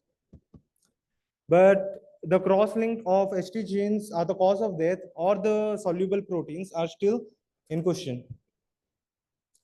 Further, these are some techniques. The CRISPR-Cas9 is one of the best techniques that are used for now. Further, these are the drugs, and to be honest, there is only one FDA-approved drug for this disease, which is tetrabenazine, which only cures the chorea of part of the disease, and the rest is still unknown. This is a clinical evidence data that I have collected and compiled together from different papers. These are the compounds which are used for the diseases that are written above, and the work is still going and some are completed. Finally, I want to say that the use of artificial intelligence for the diagnosis of the disease can increase its genetic profile, neuroimaging, and the clinical evaluation. There are certain biomarkers to be identified. They are mainly divided into the wet biomarkers and the imaging biomarkers. The wet biomarkers are stated as the MSTT protein, which is the normal mutant Huntington proteins. And there is the tau proteins and plasma NFL.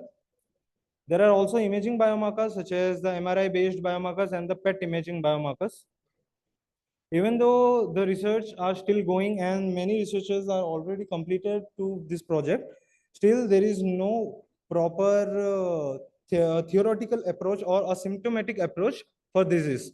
And I believe the scientific community has the ability to find a better way of the treatment and to help the victims and their families to cure it. Finally, thanks. Any questions? Any questions from the audience? No. Thank you. Thank you so much for your presentation. We have our last presenter for the day, Ms. Shivani Sharma. Yadav.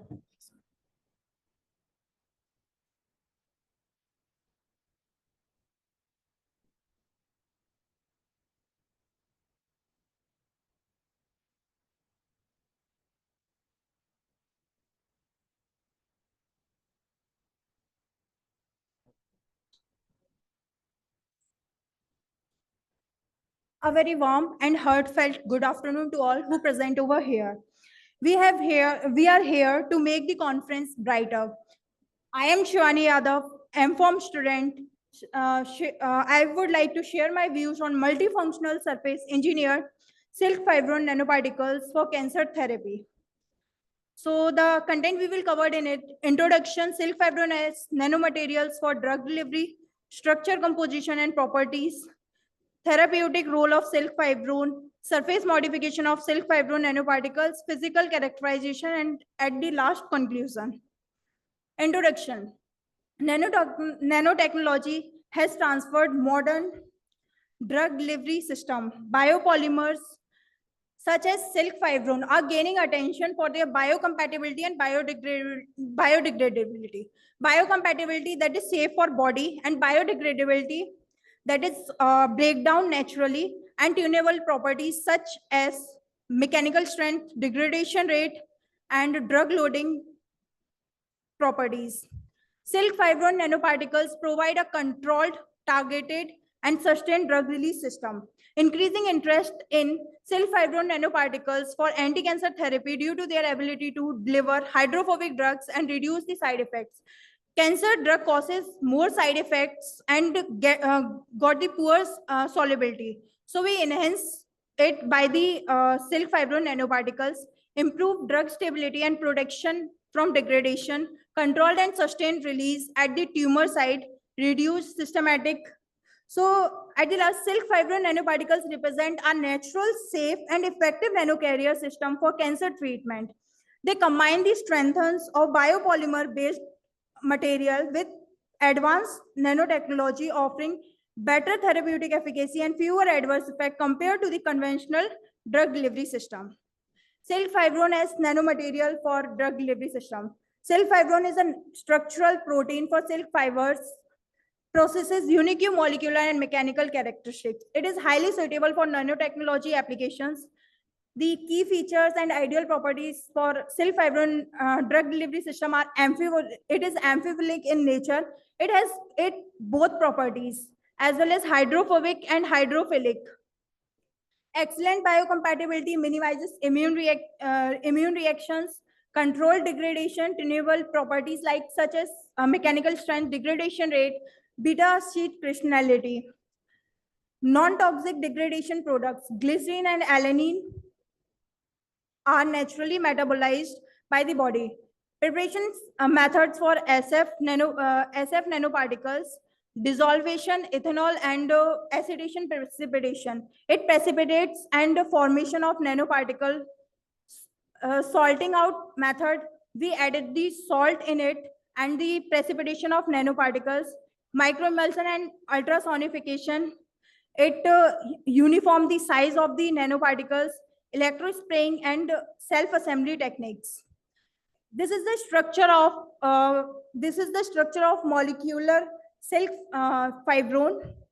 So it is composed of from two things: heavy chain and light chain.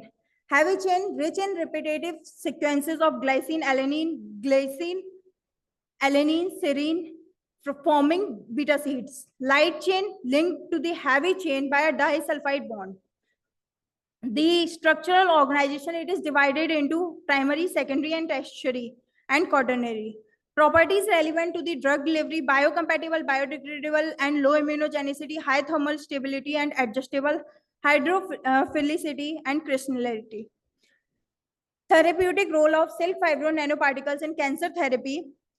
The examples of the anti-cancer drug-loaded silk fibron nanoparticles are doxorubicin, paclitaxel, curcumin, cisplatin, which helps in the enhanced cytotoxicity, reduce cardiotoxicity, improve solubility and sustained release, increased bioavailability, and apoptosis induction. So it is the passive targeting of nanoparticles to the cancer cell. Passive targeting does not require any special ligand or surface modification. The targeting happens naturally due to the tumor physiological, and this makes the silk fibron nanoparticles especially useful as their small size, stability, and biocompatibility allow them to passively accumulate in tumors, enhancing efficacy and reducing the size. . . . . . . . . . . . . . . . . . . . . . . . . . . . . . . . . . . . . . . . . . . . . . . . . . . . . . . . . . . . . . . . . . . . . . . . . . .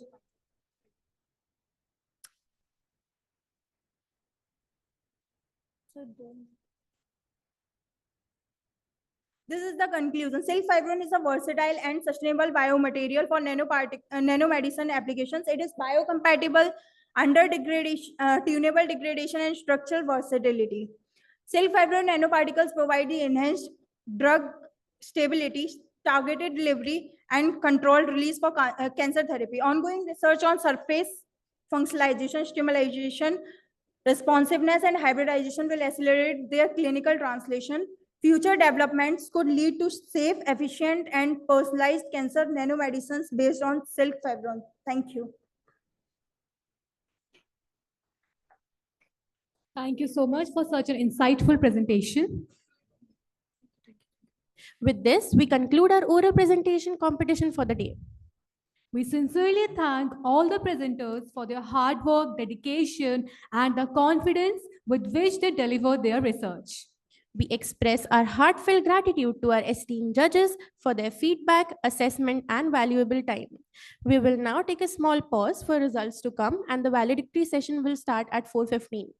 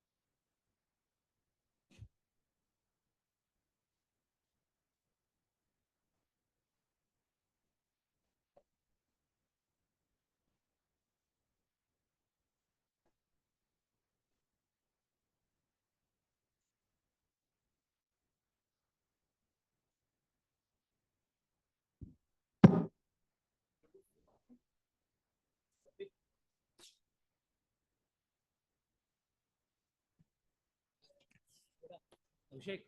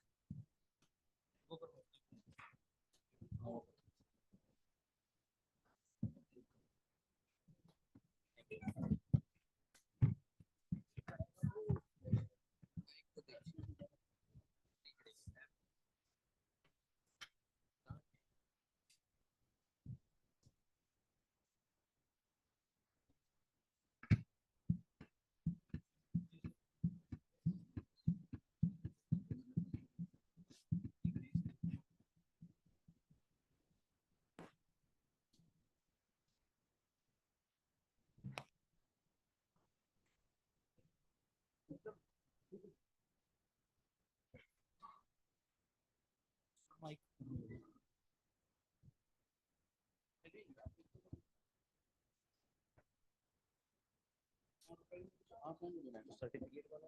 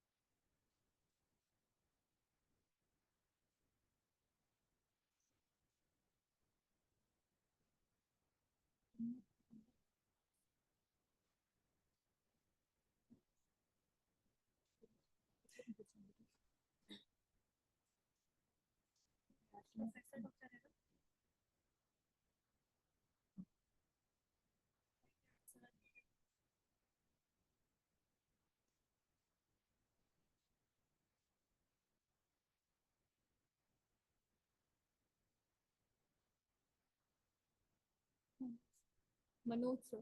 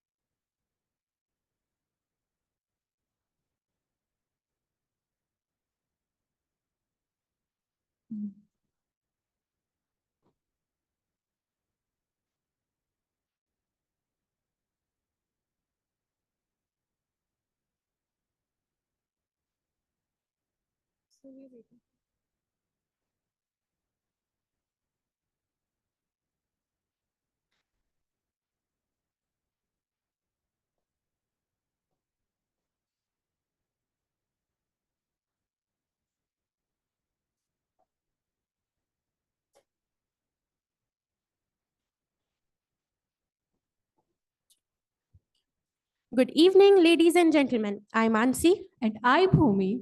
It's our honor and privilege to welcome you all to the valedictory ceremony of the International Conference on Current Advances in Molecular Pharmacology and Therapeutic Sciences, organized by Amity Institute of Pharmacy, Amity University, Madhya Pradesh. We extend a very warm welcome to our chief guest, Dr. S.C. Mehta, sir, our honorable Professor Dr. Manoj Kumar Mishra, sir, Director of Amity Institute of Pharmacy, Professor Dr. Mukesh Singh Sikarwar, sir, Professor Dr. Pallab Bhattacharya, sir. We request you all to kindly take the dais. Please, sir.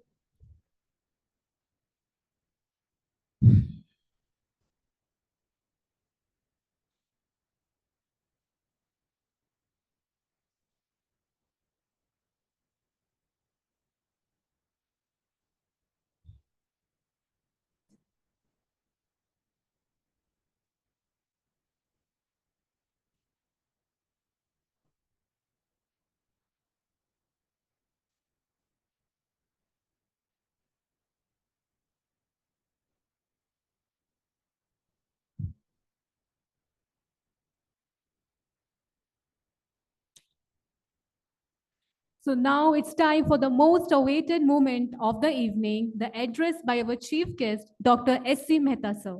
Dr. Mehta sir has taken to his credit an illustrious academic and research career spanning over 45 years of teaching at undergraduate and postgraduate levels. He has served at GR Medical College, Gwalior, Jyoti Vidyapeeth Women's University, Jaipur, and Sri Ram College of Pharmacy, Gwalior. He completed his M.Pharm in pharmaceutical chemistry from Dr. Harish Singh Gaur University, Sagar in 1974 and earned his PhD in pharmacology from Jivaji University, Gwalior in 1986. Dr. Mehta has published more than 40 research papers in reputed journals, guided numerous PhD and postgraduate students, and authored 3 textbooks: Pharmaceutical Pharmacology, Essentials of Pharmacology, and Pharmacology for Nurses. He is the founder of the IPA Gwalior branch, a life member of IPA and IPS, and recipient of the Lifetime Achievement Award by IPA Gwalior 2010. His research interests include indigenous drugs, cardiovascular pharmacology, and psychopharmacology. Sir, we are deeply honored to have you with us this evening. We may now request you to kindly address the gathering and share your valuable thoughts. Please, sir.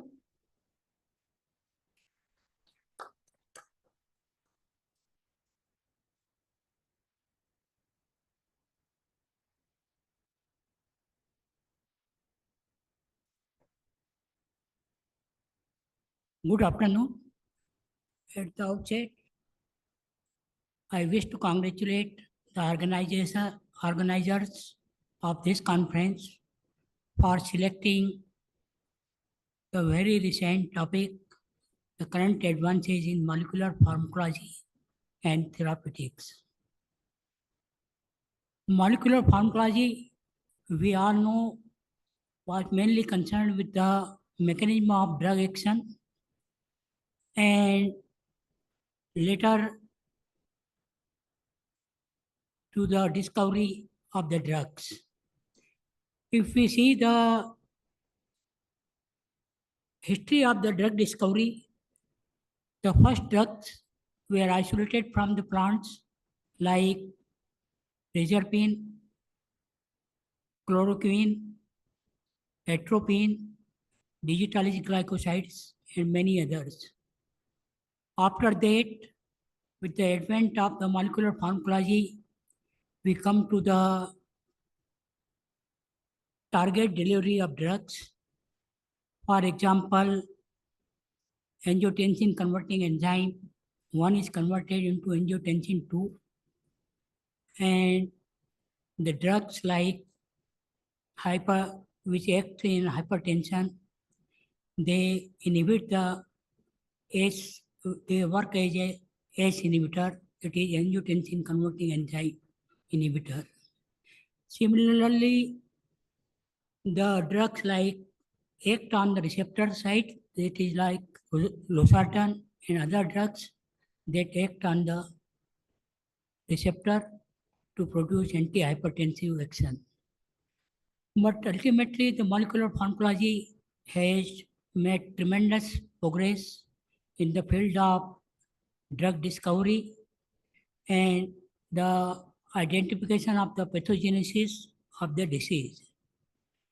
The ultimate role of the drug discovery and pathogenesis of the disease may help to treat the disease which are still incurable, or for example, cancer, Alzheimer's, and Huntington disease, and many other diseases. And I hope with the advancement of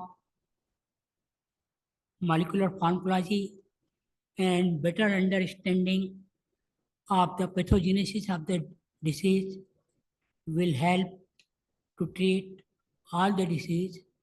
And with the omics, that is proteomics, genomics, and transcriptomics, they are all together with the modern technology like artificial intelligence, machine learning will give us the better drug treatment of the patient and ultimately fulfill our dream from bench to bedside and personalized medicine.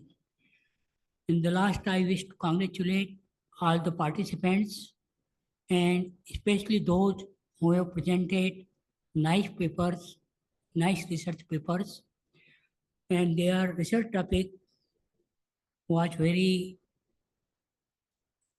modern, that is very new research topics, because the drug pharmacologically basically was concerned with the research from the indigenous drugs and molecular mechanism of the drug action. But now our students and research scholars are more focusing on the current topics of research. And I must congratulate them all and all the participants who has made this occasion a very successful. Thank you.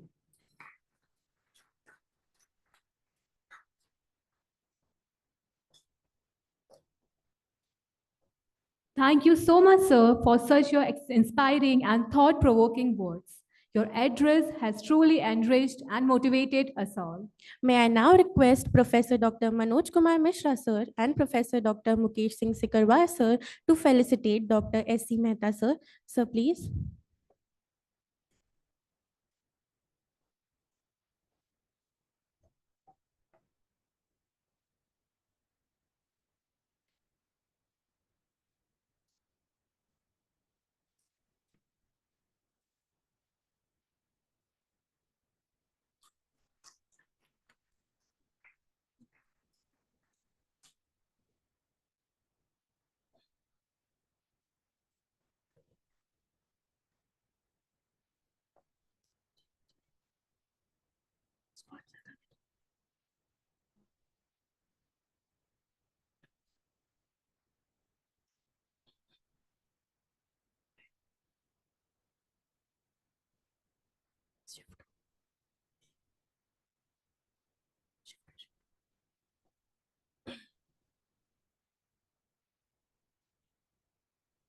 Thank you, sir. Kindly be seated.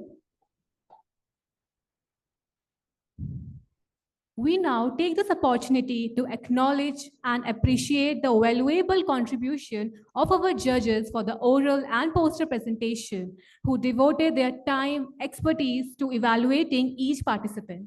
May I request Professor Dr. Neeraj Mishra, sir, and Professor Dr. Rambabu Tripathi, sir, to kindly felicitate the judges of oral and poster sessions as a token of our gratitude and appreciation. I would like to invite our judges, Dr. Ankur Agarwal,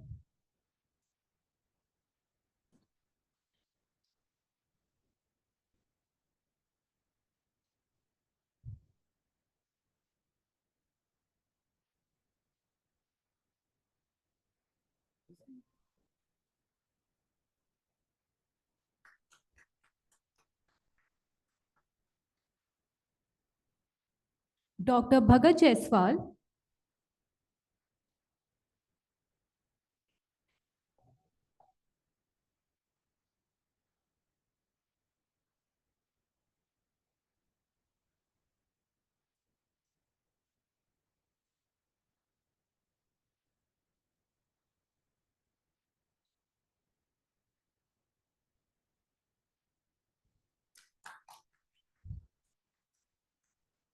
Dr. Rajendra Chauhan,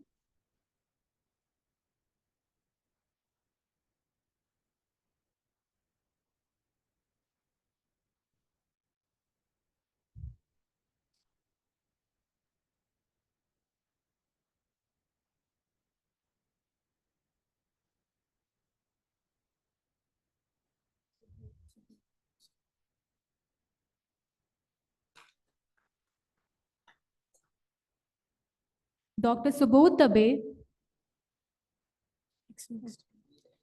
Dr. Santosh Bhattkaria, Dr. Pankaj Mishra, ASET.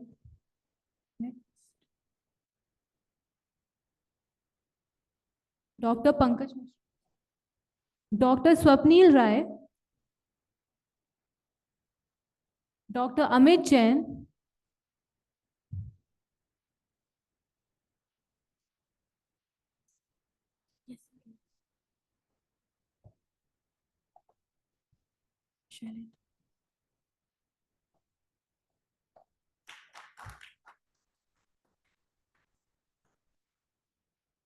Dr. Sarvesh Bhargava, Dr. Shailendra Singh Narwaria,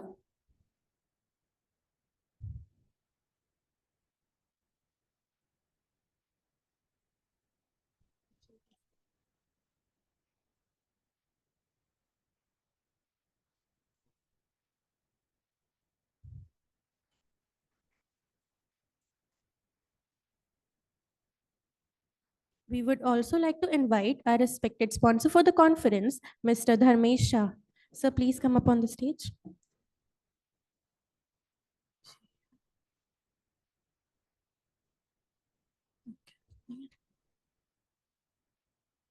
Thank you, sir, for honoring our judges, and thank you to our esteemed evaluators for their contribution to the success of the technical session. We now invite Professor Dr. Mukesh Singh Sikarwar, sir, Deputy Director, Amity Institute of Pharmacy, to deliver the concluding remarks of this international conference. Sir, please.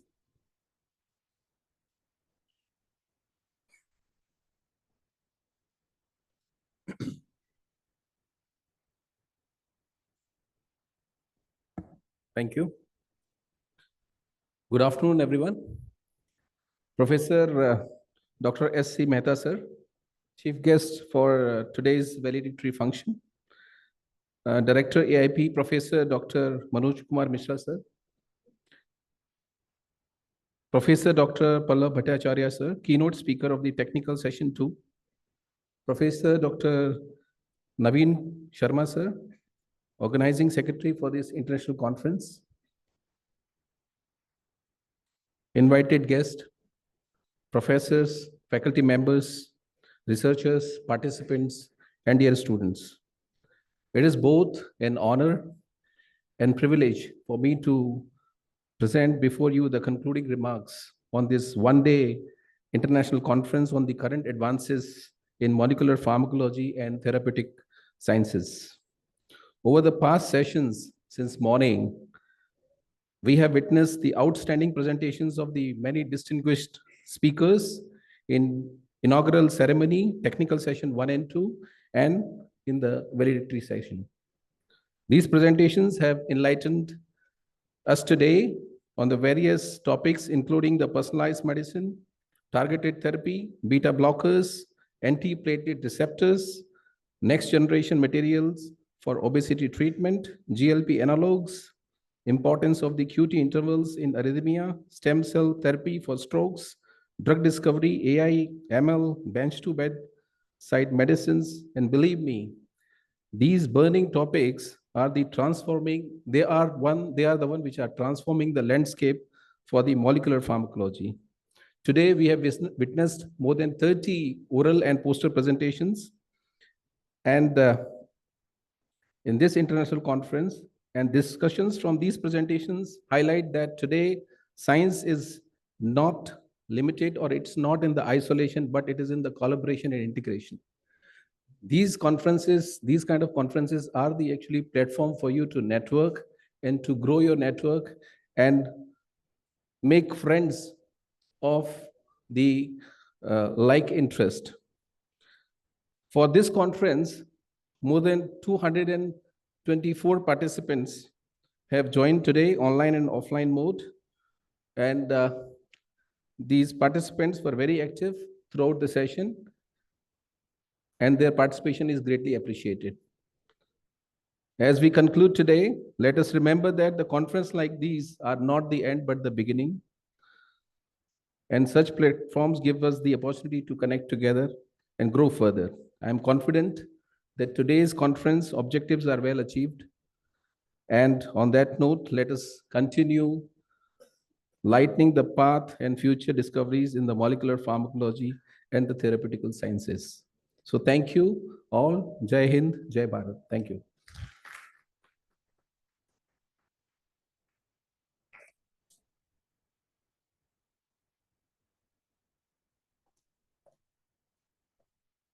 Thank you so much, sir, for beautifully capturing the essence of the entire conference and sharing your insightful reflection.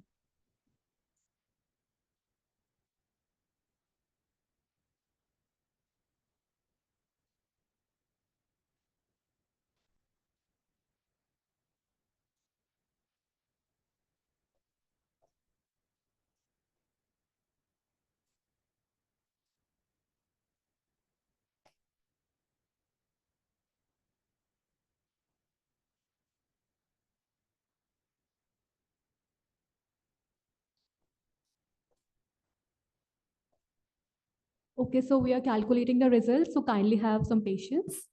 Thank you.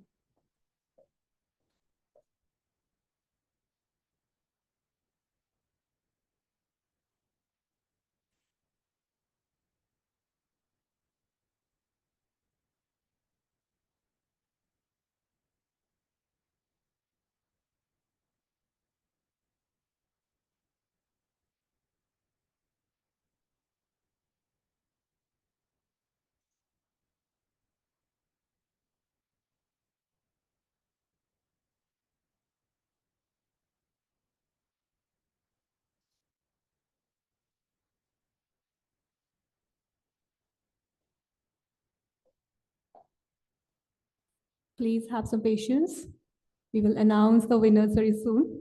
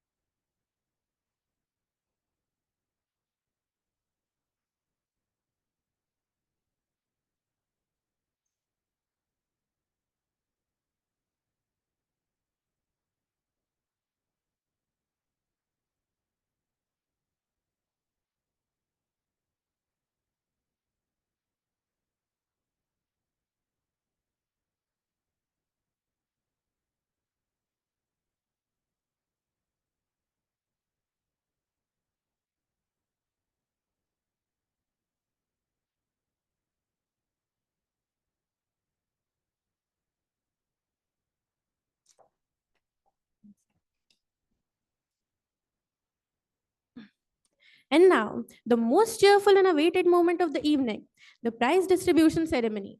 It's time to recognize and applaud the outstanding achievements of participants in oral and poster presentation competitions held during the conference. May I request all the dignitaries on the dais to kindly come forward and give away the prize to our winners. So now let's begin with the announcement of the winners. The first category under UG for poster making competition is the third prize has been backed by Manmohan Deep.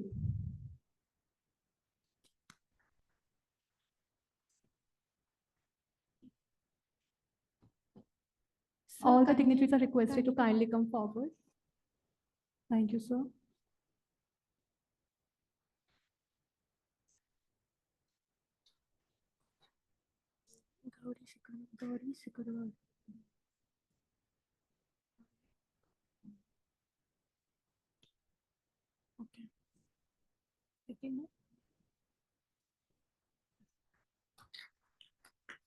Second prize has been backed by Gauri Sikarwar, AIP, for poster making competition.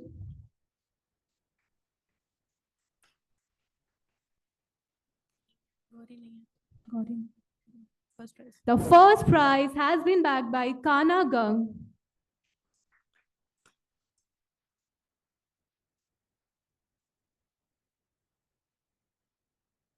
The third prize for the PG poster competition goes to Tanushka Agrawal, AIP department.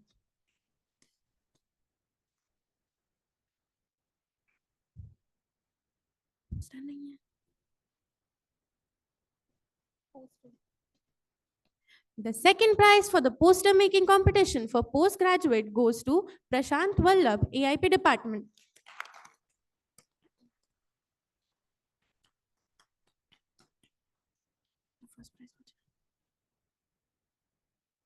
And the first prize for poster making competition goes to Soumyadeep Mukherjee.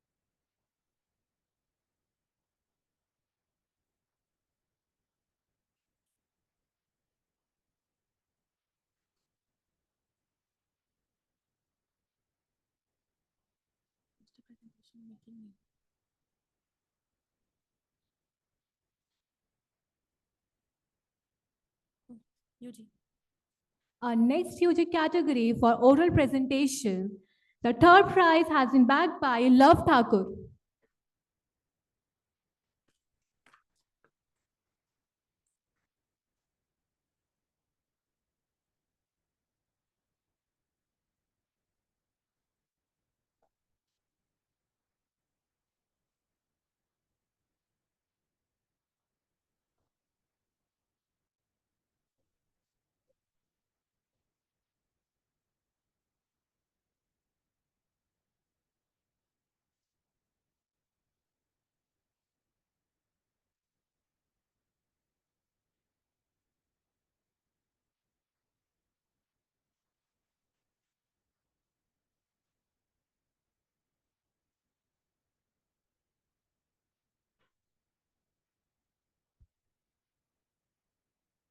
The third prize under UG category for oral presentation has been backed by Love Thakur.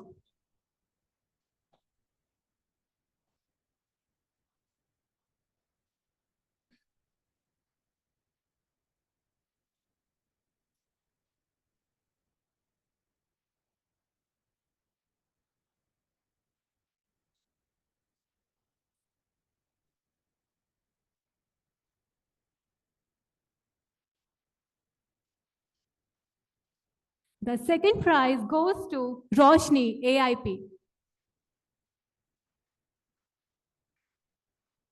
First position.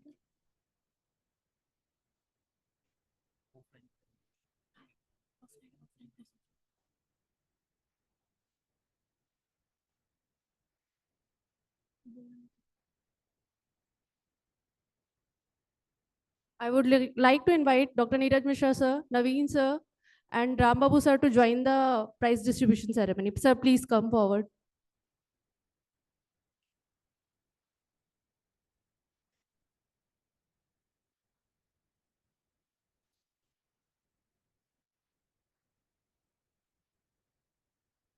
And now the first prize for undergraduate offline oral presentation has been backed by Deva Mishra.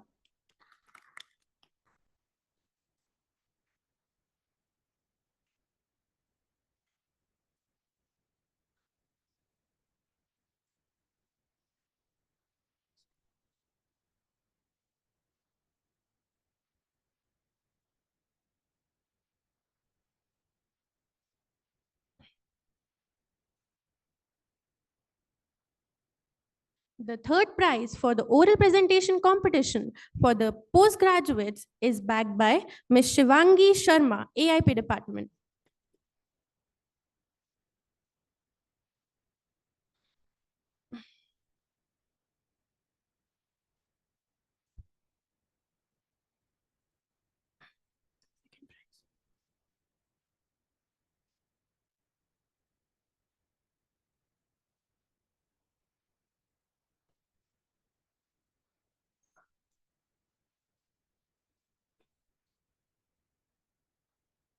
The second prize for the oral presentation competition is backed by Ms. Tanushka Agrawal, AIP Department.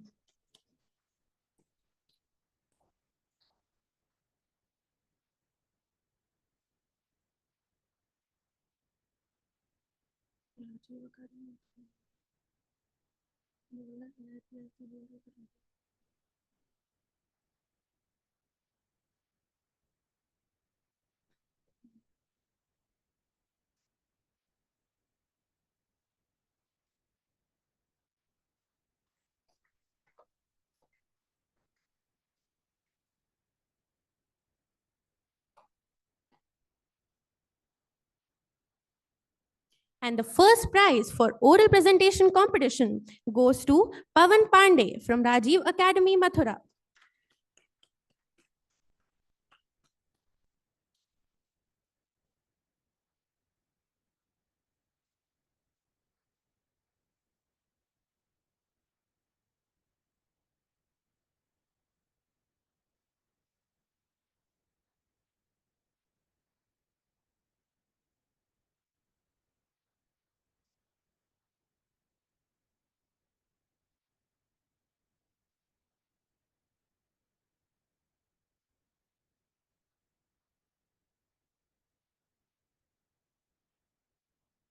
Congratulations to all the winners and participants for their hard work and dedication.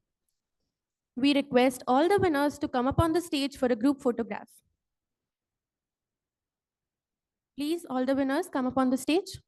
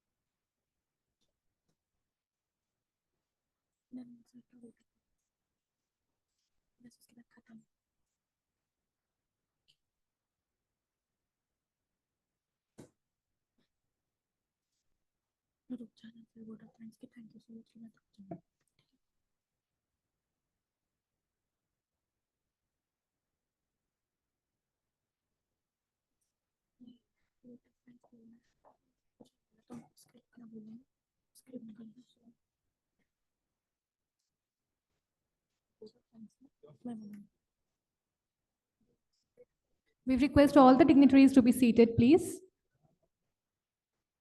To formally express our gratitude to everyone who made this conference a grand success, I request Professor Dr. Naveen Sharma Sir, Amity Institute of Pharmacy, Amity University, Madhya Pradesh, to deliver a vote of thanks. Sir, please. Thank you.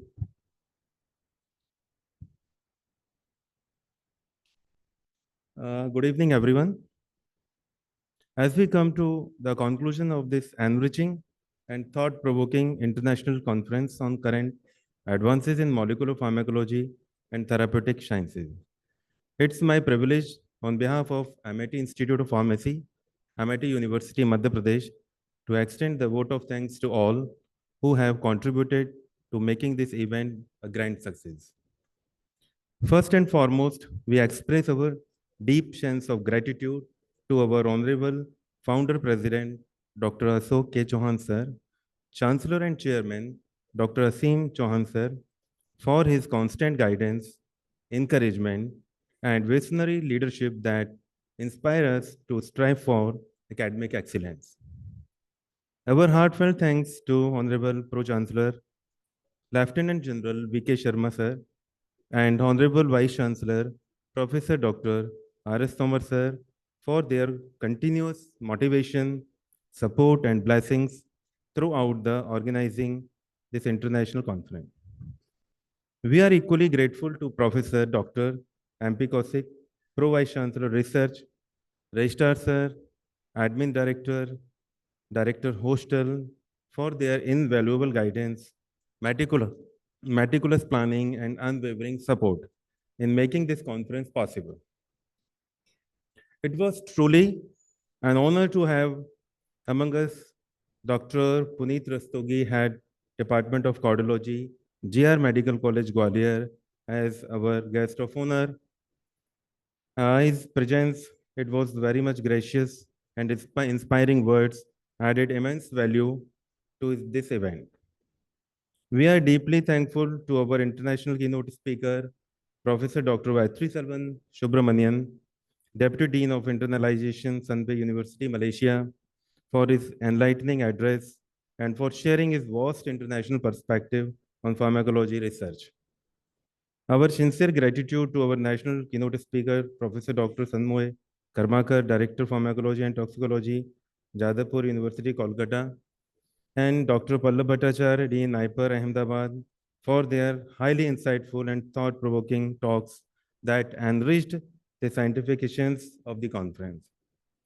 We are especially honored by the presence of our chief guest, Dr. Professor S.C. Mehta, retired professor and head Department of Pharmacology, JR Medical College, Gwalior. Sir, your inspiring words truly set the tone for this academic gathering. Thank you, sir. We also extend our warm thanks to our special guest, Dr. Sumanjan, Director, School of Study in Pharmaceutical Science, Shivaji University.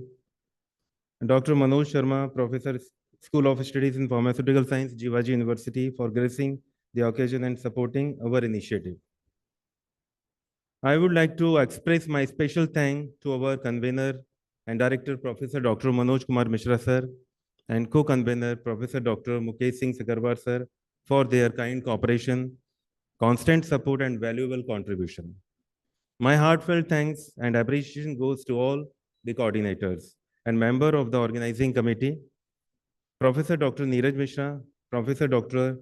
Vikas Pandey, sir, Dr. Rajiv Sarma, Dr. Jobita Kanojia, Mr. Talebar Singh, Professor Rambabu Tripathi, sir, Dr. Ramakant Joshi, Mr. Deepesh Paras, sir, Mr. Arvind Singh Jadon, Ms. Varsha Snehi, Dr. Pawan Kumar Gupta, Dr. Narendra Kumar Goyal, Mr. Hirokant Patan, Ankita Kishore Madam, Dr. Washim Akram, Dr. Jiva Siddiqui, Mr. Kapil Gupta, Dr. Monica Vishkarma, Ms. Ruchi Yadav, Dr. Shumit Sarma for their dedication, teamwork, and flawless coordination in every aspect of this event. Thank you, all of you. Our gratitude extends to all faculty members, researchers, scholars, students, and delegates from across the country who participate in this event, both offline and online participants, making this conference vibrant and intellectual stimulating. My sincere thanks to admin team, IT team, AUMP and Noida, media and publicity team from ESCO department, AUMP, and other supportive staff of Block B and Block C for their invaluable contribution and assistance behind the scene. Last but not the least, my heartfelt thanks to our students for their active involvement, discipline, and energy, which brought life to this event. Once again, thank you all for your time, contribution, and presence in the International Conference 2025. Let's continue this spirit of learning, research, and collaboration as we look forward to many more such academic gatherings in the future. Thank you. Thank you once again. Thank you very much. Thank you so much, sir, for your heartfelt and appreciative words. Now we kindly request all the faculty members from AIP department to come up on the stage for a group photograph. So please.